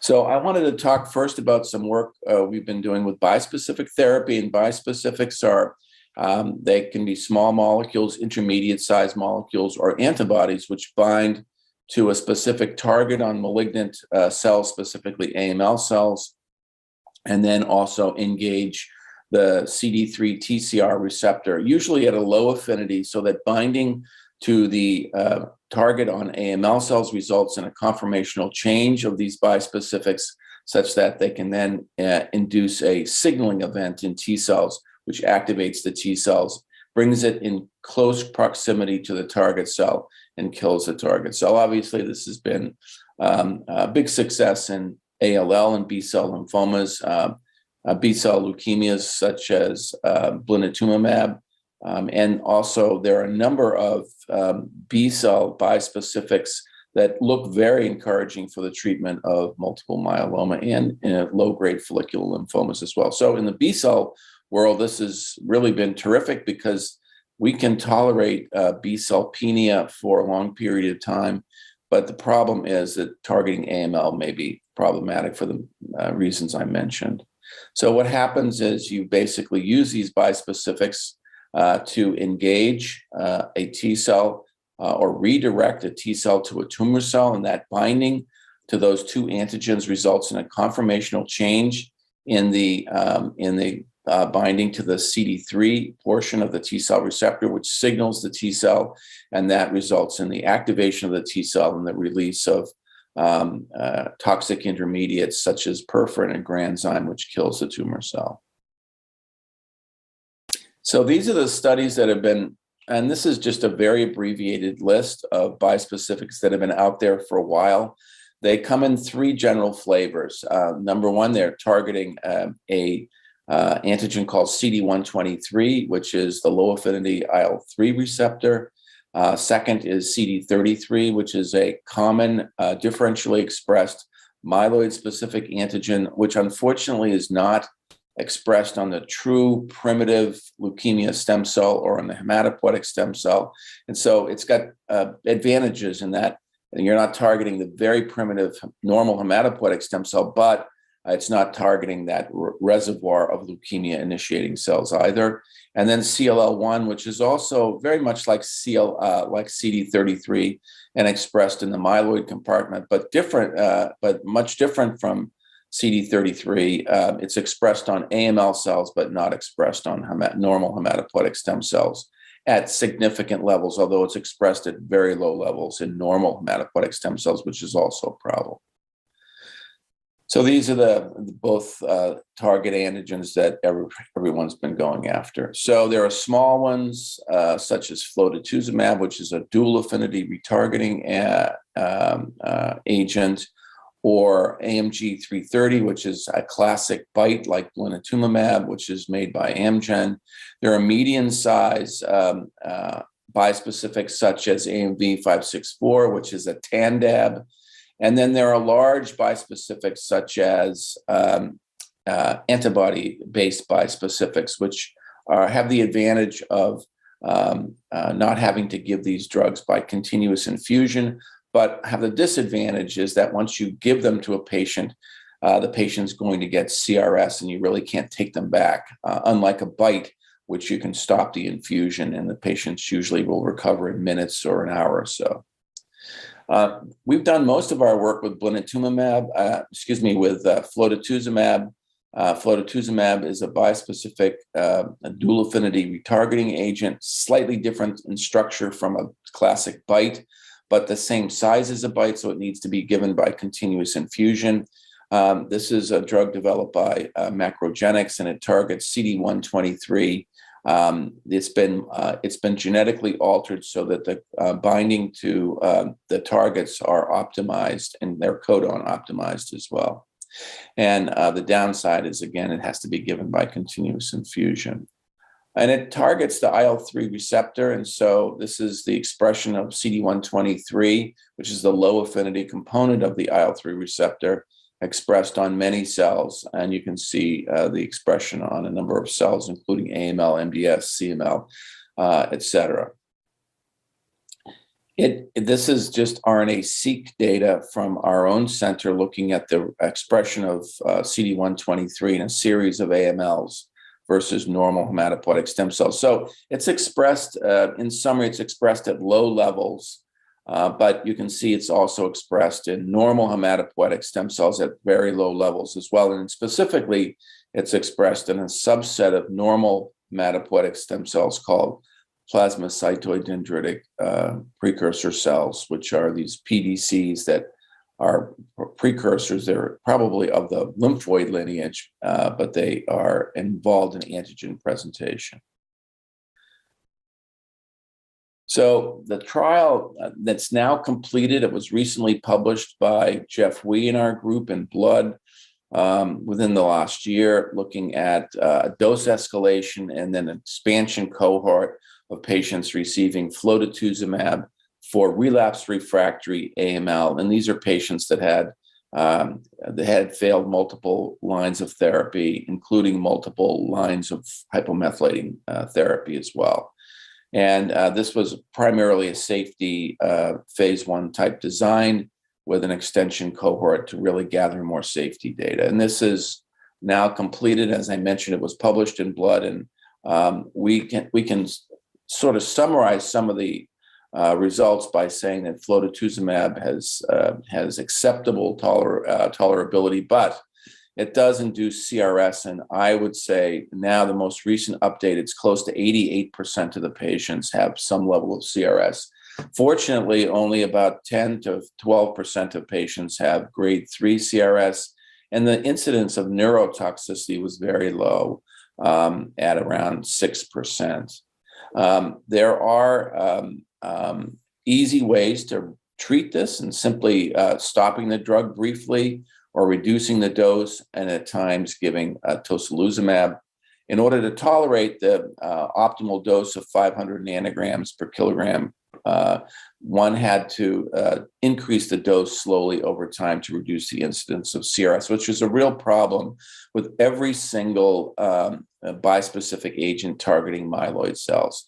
So this is the second sort of general consensus conclusion from all of these studies, is that all of the bispecifics to whatever AML target you can imagine, whether it be CD123, CD33, CLL1, there are a few others with other targeting approaches, they have all been associated with very poor response rates and very high CRS rates, even higher than blinatumomab.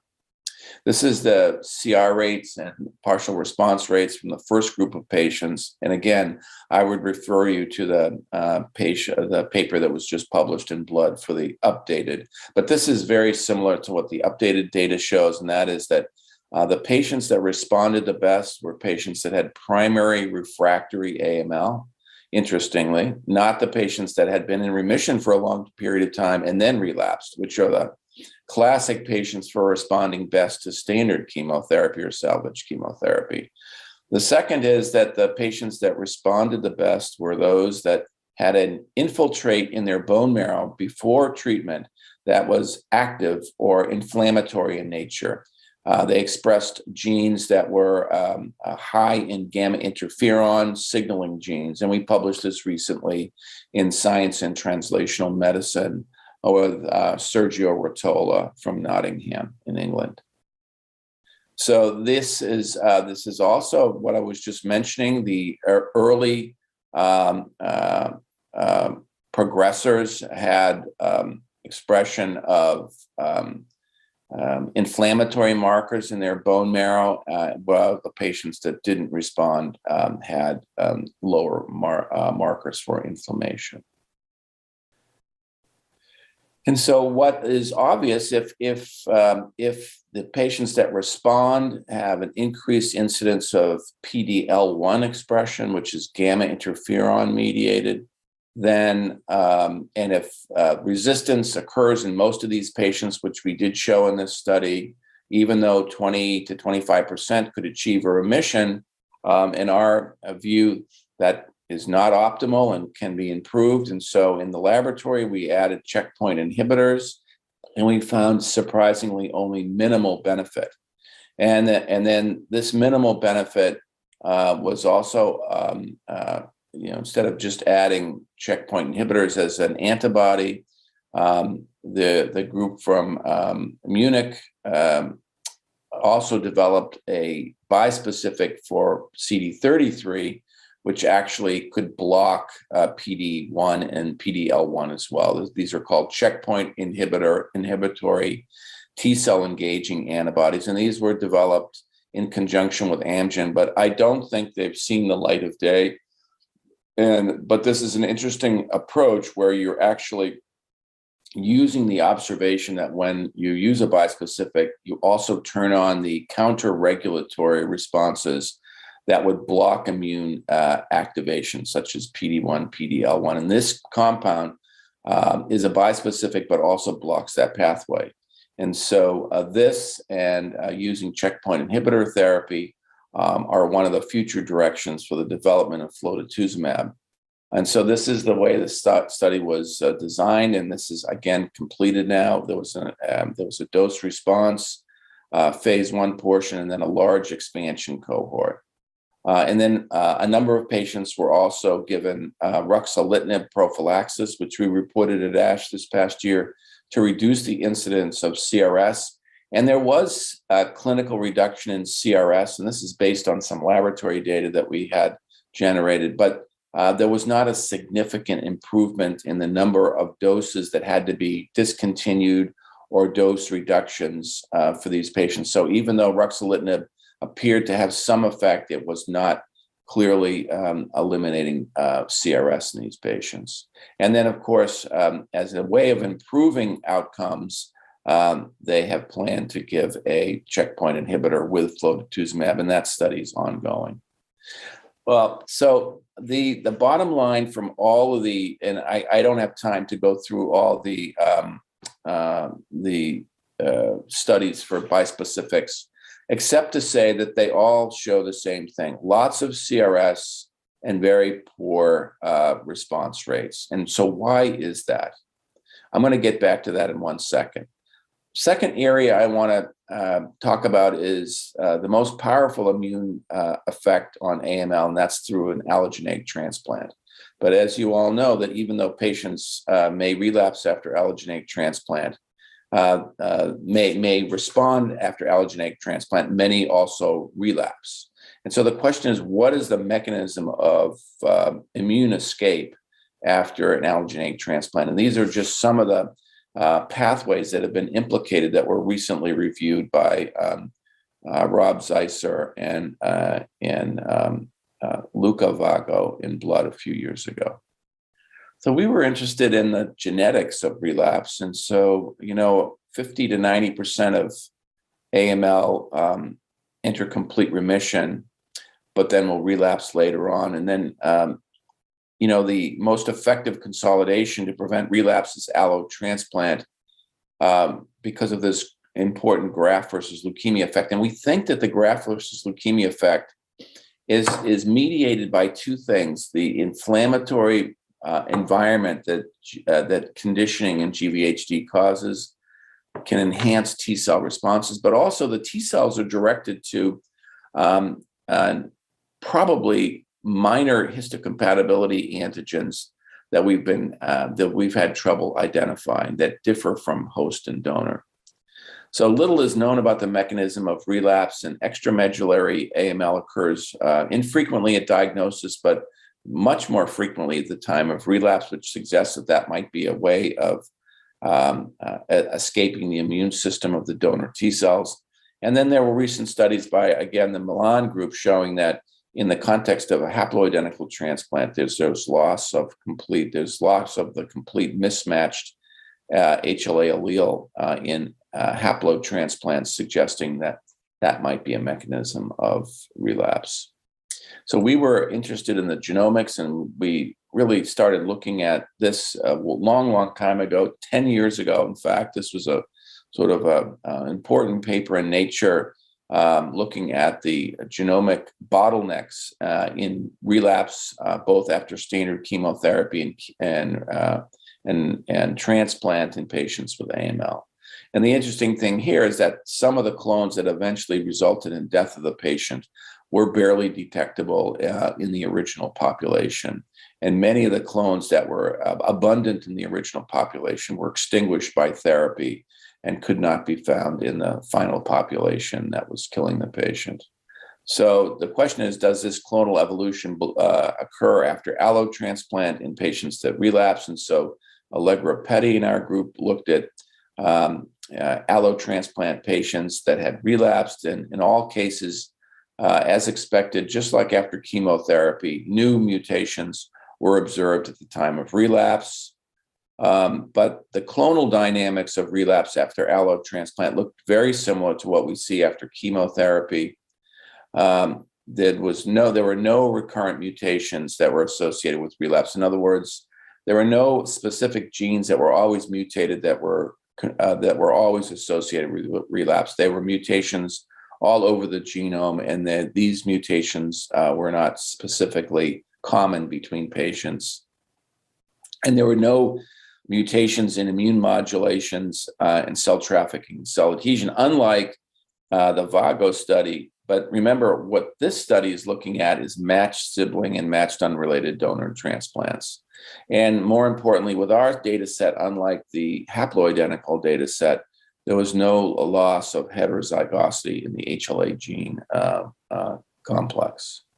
So Matt Christopher and Mike Rettig, then fellows, now faculty members, made some important observations after Allegra showed that one of the interesting things in about 50%, 40 to 50% of the patients that relapsed after allotransplant was a decrease in expression of class II genes at the RNA level. And so we thought this might be just an artifact, selection bias, and that Mike and Matt went and actually did flow cytometry on these patients. You can see that there was this patient, the sort of brown is relapse, the blue is diagnosis, and the gray is negative control for HLA class II. And these antibodies bind to all class II. And you can see that in this upper patient that this patient had at diagnosis all very high expression of class II, but at relapse after transplant,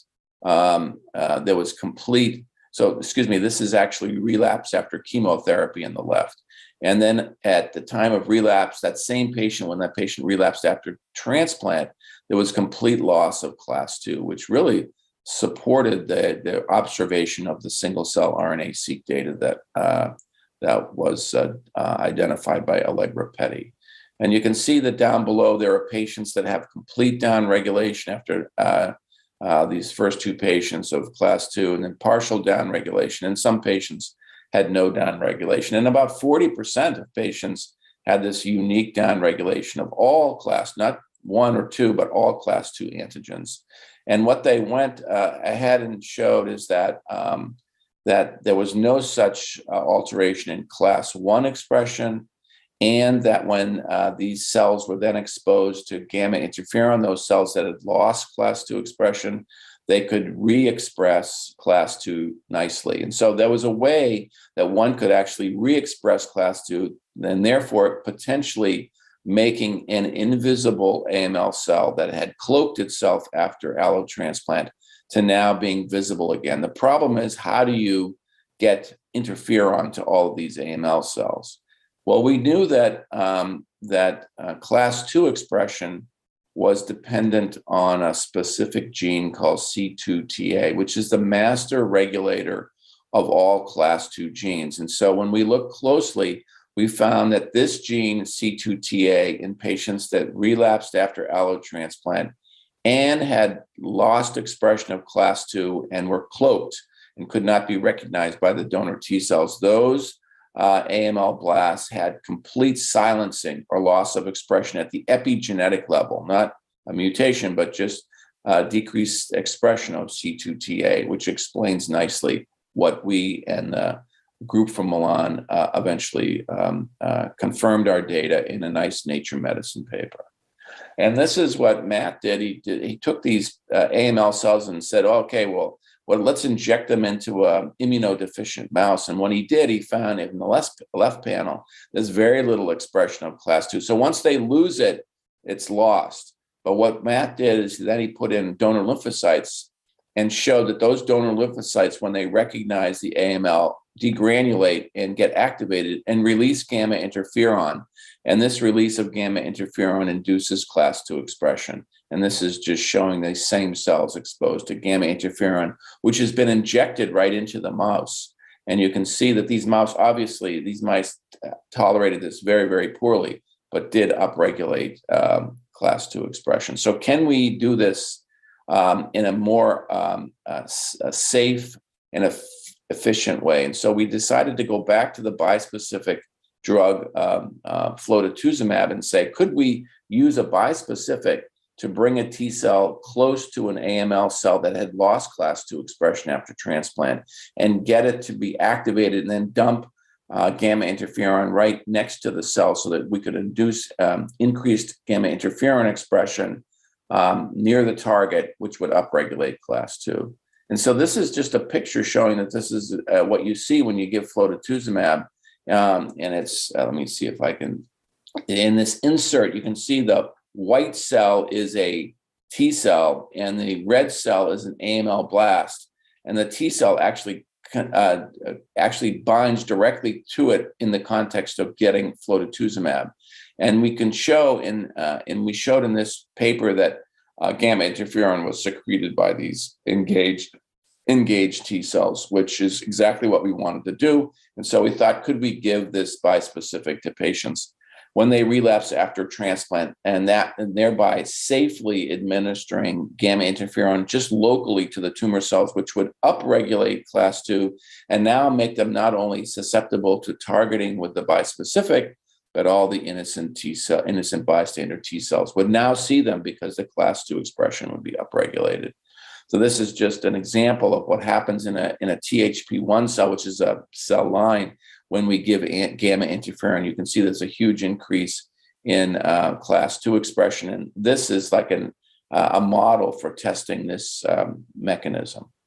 And when we did this same study with these same cells using the bispecific therapy, you can see that in the left panel, that when you give the bispecific, as expected with human T cells, the AML cell is killed. That's the blue bars.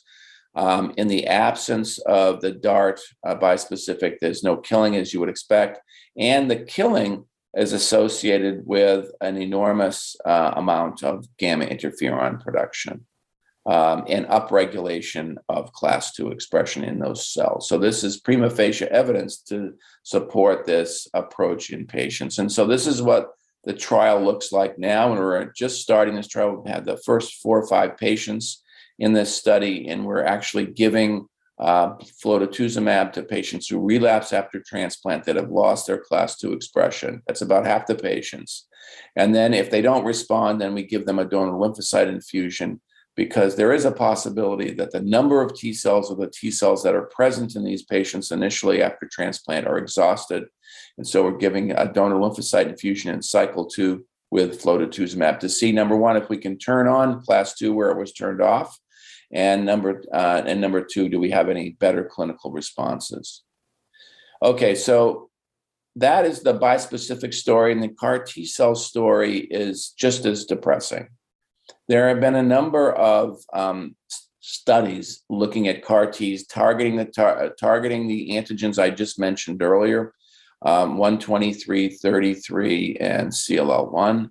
And the only study that looks halfway encouraging is this very small study from China.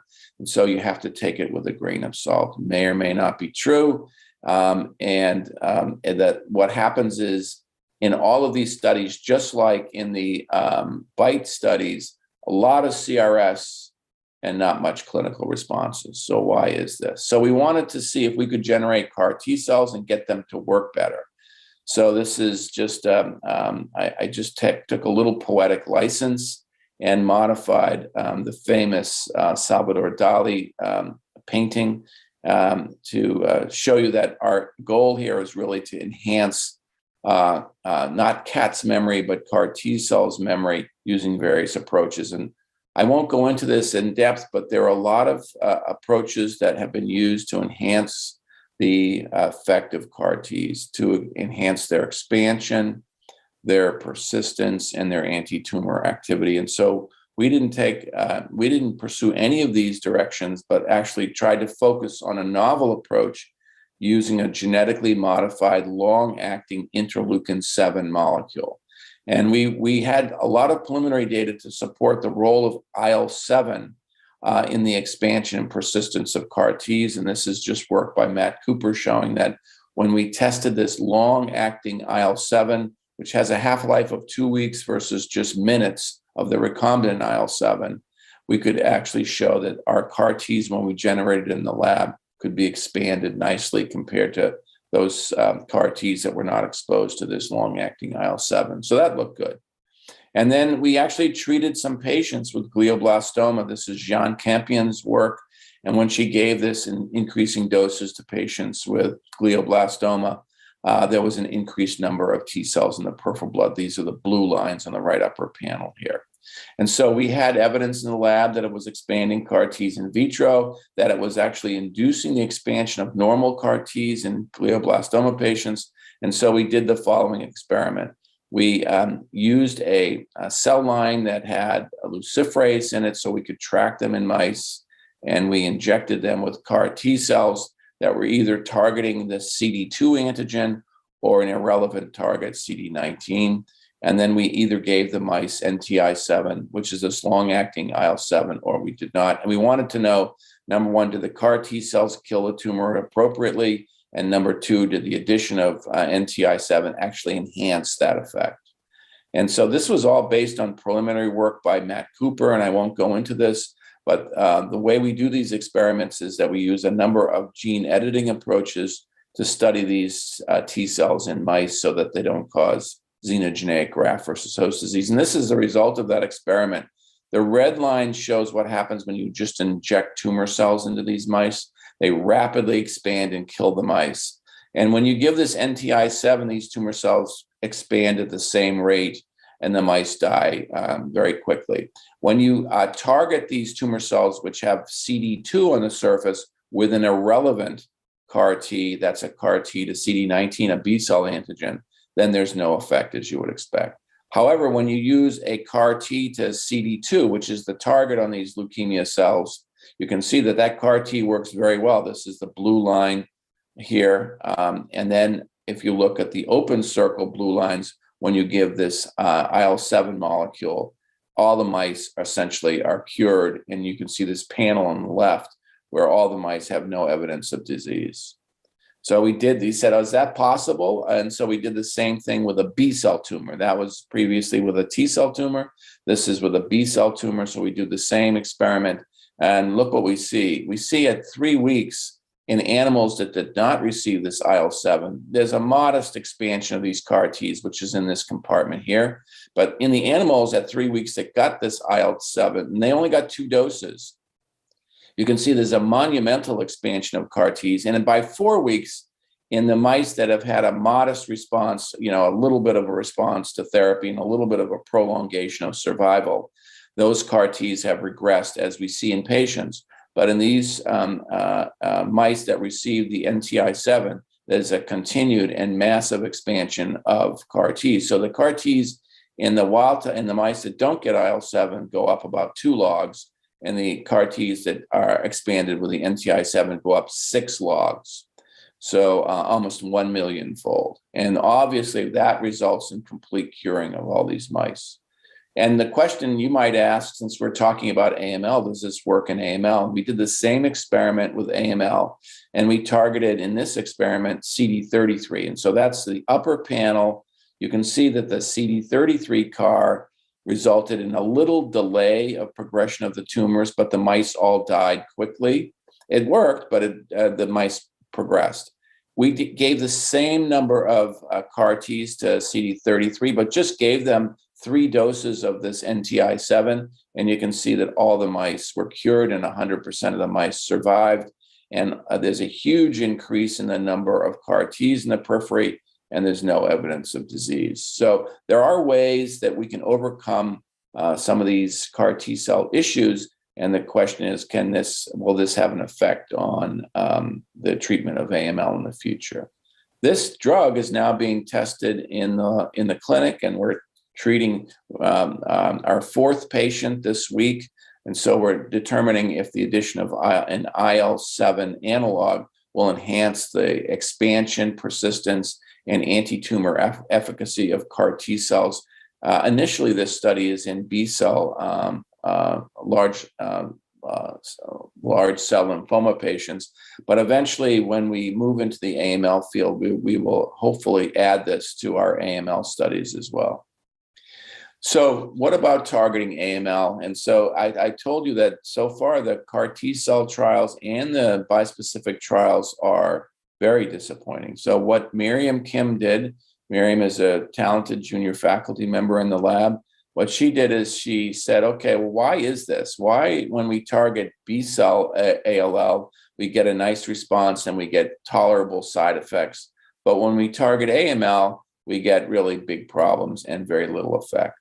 So she hypothesized that when you infuse CAR T cells to a B cell malignancy, you don't have really a redirecting of these CAR Ts to any other cell except for normal B cells and the B cell malignancy. And that results in a communication between malignant B cells and normal myeloid cells, which results in the production of IL-6 and cytokine release syndrome. But this is tolerable and we can treat it, and we see it in all of our CAR T cell patients now. However, when we target myeloid cells, a different thing is happening. Number one is that CAR Ts are not only targeting the malignant myeloid cells, but also this huge number of myeloid cells that are normal in the hematopoietic system, which are in the tissues like Kupffer cells and pneumocytes and all of the monocytes that are in all the tissues. And so there's a huge reservoir of these antigen positive normal myeloid cells, and these are the cells that make all of the IL-6. And we and other groups have shown this, and it's not the B cells that get killed that release IL-6 or the T cells that make IL-6. It's this communication between an activated T cell and a normal bystander monocyte, which makes all of the cytokines which cause our CRS. But when you directly target myeloid cells, you have marked increase in CRS, as you might expect, because you're directly targeting these cells that make all those cytokines. And you have this huge sink. So you have to get past these cells to get to the malignant cells.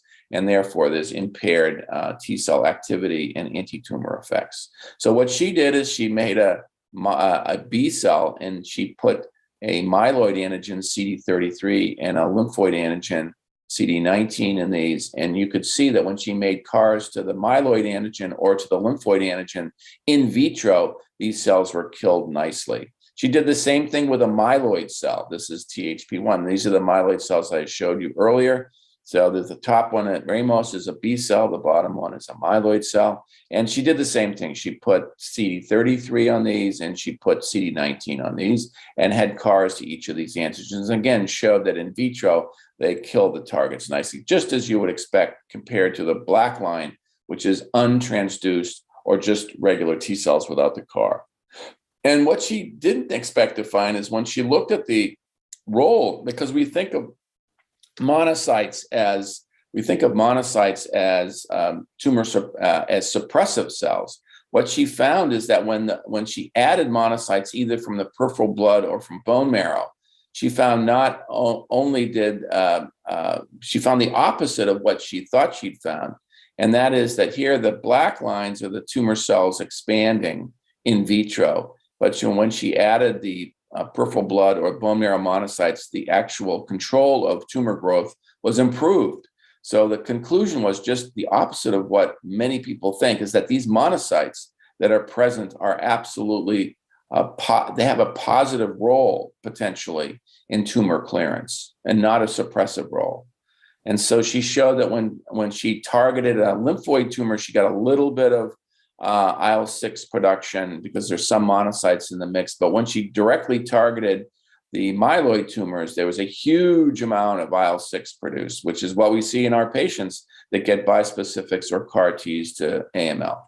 So this is the notion of too much target in irrelevant cells, and also too much direct targeting of cells that make all the cytokines, more CRS and less efficacy. And so she said, okay, well, let's try to develop a mouse model of human AML. And so what she did, instead of using a completely immunodeficient mouse, she took mice that were immunodeficient that had some transgenes in them that expressed human cytokines, so human stem cells could grow in them. And she injected human cord blood CD34 cells and engrafted these mice. So these mice at 4 weeks had human hematopoiesis in them. So they're immunodeficient mice now with human hematopoiesis and human myeloid cells in them.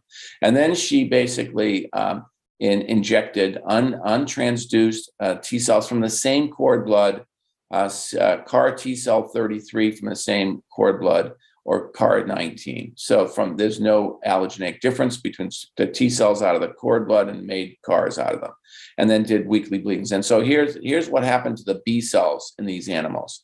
So the B cells were completely eliminated by CARs to 19, as you would expect. And it had no effect on the myeloid cell. And when you target CD33, which is the myeloid antigen, you have no effect on the B cells, as you would expect. And when you do the same and you look at the myeloid cells, you can see that the CAR to CD33 eliminates all the human myeloid cells, but has very little effect on human B cells. And what it was fascinating to see was that when she directly targeted the human myeloid cells, now remember, there's no tumor in here, just the human myeloid cells, there was a huge amount of human IL-6 that was produced, and these mice started to lose weight. So she did the next experiment, same experiment, except that she injected TFP1 tumor cells that express CD19. So they express both CD33 and CD19. So these mice were the same immunodeficient mice that had been engrafted with human bone marrow, and then, but the only difference is they also had tumor. And then she did the same experiment with untransduced CAR to the myeloid antigen CD33, or CARs to the lymphoid antigen CD19, which are present on these THP1 cells, which are myeloid. And so you can see with the tumor alone, there's progression in all of these groups. However, when she added hematopoietic stem cells, so there's no HSCs in this experiment. So these tumors actually pretty marched along pretty well. But when she added the HSCs, you can see, just like in the in vitro experiments, and just the opposite of what you would think, there was an excellent control of these tumors, dramatic and excellent control of these tumors in vivo. Again, suggesting that the myeloid cells do provide some clear-cut positive impact on anti-tumor effects. And so you want to harvest, you want to harness that positive effect, but you want to block somehow this huge sink of antigen that you're targeting, which are on normal myeloid cells, and also reduce the CRS. So this is what she found when she looked at these mice. She found that when she targeted AML, the CD33 target, you can see that these mice lose weight, and they express quite a bit of IL-6. So again, this is exactly what we were saying, in that this direct targeting of myeloid cells results in the big production of IL-6 and CRS, and also this affects the weight and health of the mice. Now, the most important thing is this experiment, where she did the same thing, except she asked the question, what if I take the target out of the stem cells of the cord blood that we're putting into these mice? So she took wild type cord blood stem cells and grafted these mice. These cord blood stem cells expressed CD33. And then she took another batch from the same cord and knocked out the CD33 antigen using CRISPR, and engrafted these mice with the same hematopoietic stem cells, but they lacked the gene CD33. So all the myeloid cells did not express this gene anymore. So now she wanted to know, does this make a difference? And then she put in her THP1 cells, which again express CD33, and injected a CD33 CAR and looked and see what happened. So first of all, if the two groups, the control engrafted and the CD33 knockout engrafted, there was initial control of the disease, but in the wild type, then the tumor started to progress again. Number two is that there was very little expansion of those CAR Ts in the control group. And while when she actually looked at the expansion of CAR Ts in the knockout group, there was beautiful expansion. And most amazingly, when she looked at the weight change and the IL-6 production, the control group, there was a huge decrease in weight and a huge increase in IL-6, which was completely eliminated by knocking out CD33 in the stem cell population, which makes a lot of sense. And so this is the model. The model is that, like in CAR and in B-cell malignancies, the model is that if you just directly target the tumor and you use innocent bystander macrophages in there, you're going to have very efficient targeting. But if you have a myeloid malignancy, with that target on the myeloid cells, and there's going to be a huge sink that you have to get around, a lot of CRS and dysfunctional T cells. And when you knock out this CAR T in the stem cells, you get very effective anti-tumor effects, and you get no CRS. And so this is the way I think that we could potentially go forward. The question is how to do this in a human being. So she also showed that this could be done in a different disease. I'm not going to have time to go through this. This was just published in JCI. So this is the same concept in T-cell ALL, in which she knocked out the target in the stem cells and found that when she went and then targeted these malignancies in mice that had knocked out the target gene, that the efficacy, the anti-tumor efficacy was dramatically enhanced, and the CRS was eliminated completely. So I won't go through all this stuff. So the bottom line from all this is that poor progress so far with BiTEs and CARs. Why? Because of this huge sink, and direct targeting of AML cells results in the production of CRS. But one way around this is to find an antigen that's not expressed on myeloid cells, which people have not been able to do so far, or try to delete this antigen. And so this is just an example of two antigens that we've picked up by proteomics that are not expressed on AML cells. And so this is another approach. And the final approach would be to see if we could target two antigens at the same time. So in conclusion, targeting AML using immunotherapy has been challenging. It's limited by the expression of differentially expressed targets. Expression of known targets is problematic on HSCs because of pancytopenia, and then expression of known targets on myeloid cells is problematic because of limited efficacy and CRS.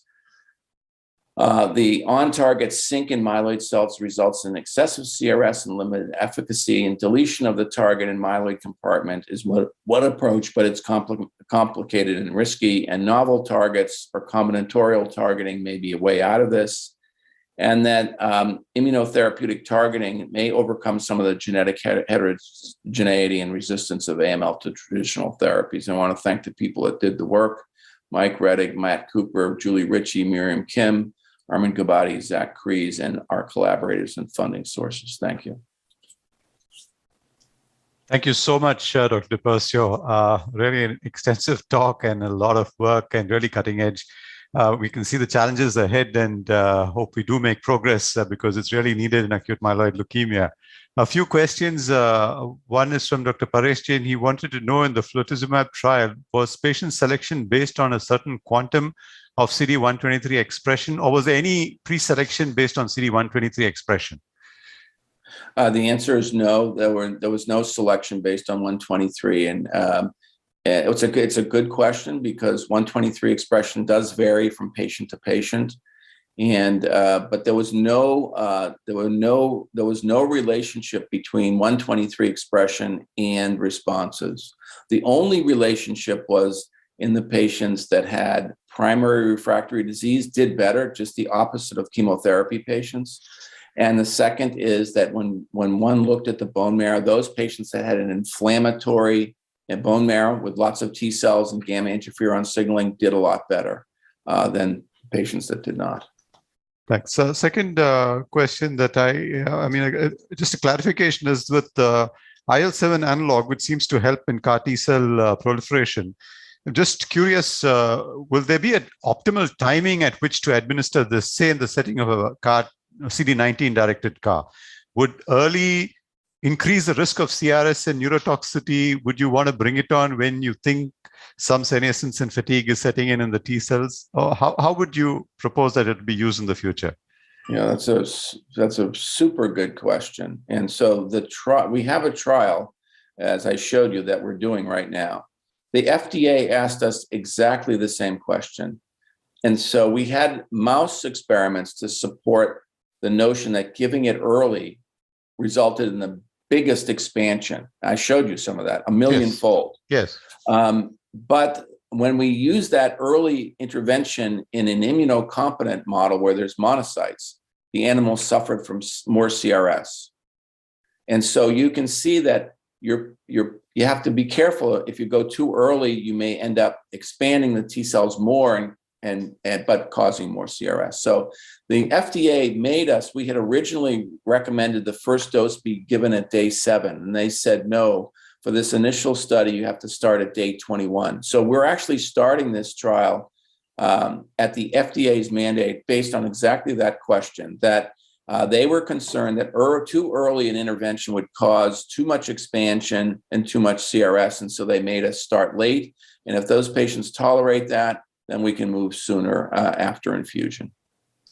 Thank you so much. Just one last question, and more out of my own interest. If you were to go with the concept of using stem cells which have knocked out CD33, would that be an option in the clinic to consider a gene therapy kind of product along with the CAR-T? Yes, and you think it's complicated to do. It's pretty easy to do, actually. We do all of this knockouts in one day in the laboratory. And so there are 2 companies in the United States that are currently pursuing this. One is using gemtuzumab, so they delete CD33 and then give CD33 ADC after transplant. And there's a second company at Penn that's starting to gear up for clinical trials. And so we're interested in doing this because we're convinced that there may not be any real good antigens that are selectively expressed in AML and not monocytes. And so we think that, you have to pick your antigens carefully, and antigens that when knocked out in mice don't cause any problems. So CD33 and CLL1, we think patients and mice can live without those 2 antigens and live normally. And so we're thinking of those 2 antigens because they can be eliminated without any long-term side effects. And then you have no antigen in the sink. And you have no antigen on the myeloid cells. The myeloid cells can provide the positive effects, but they're not going to have the target so that they produce tons of cytokines. So I think it can be done. It's complicated and it's risky because it's gene editing, and there's a lot of. But AML is a terrible disease. It's just the worst, and we've made hardly any progress in immunotherapy, and it's pitiful. And so you have to think outside the box. Thank you so much, Dr. Persio. I think with that, we are already running a little over time, so we will have to close the session. And thank you so much, Dr. Persio, once again for your time, and look forward to having you more often with these sessions. Thank you all the participants. I'd like to thank ICH, Dr. Tejinder Singh, our Dean, and all the participants on this webinar. And I'd also thank the Riverroot and Nimesh Jain for organizing and facilitating and putting this whole show together. Thank you, everyone. Good night and see you soon.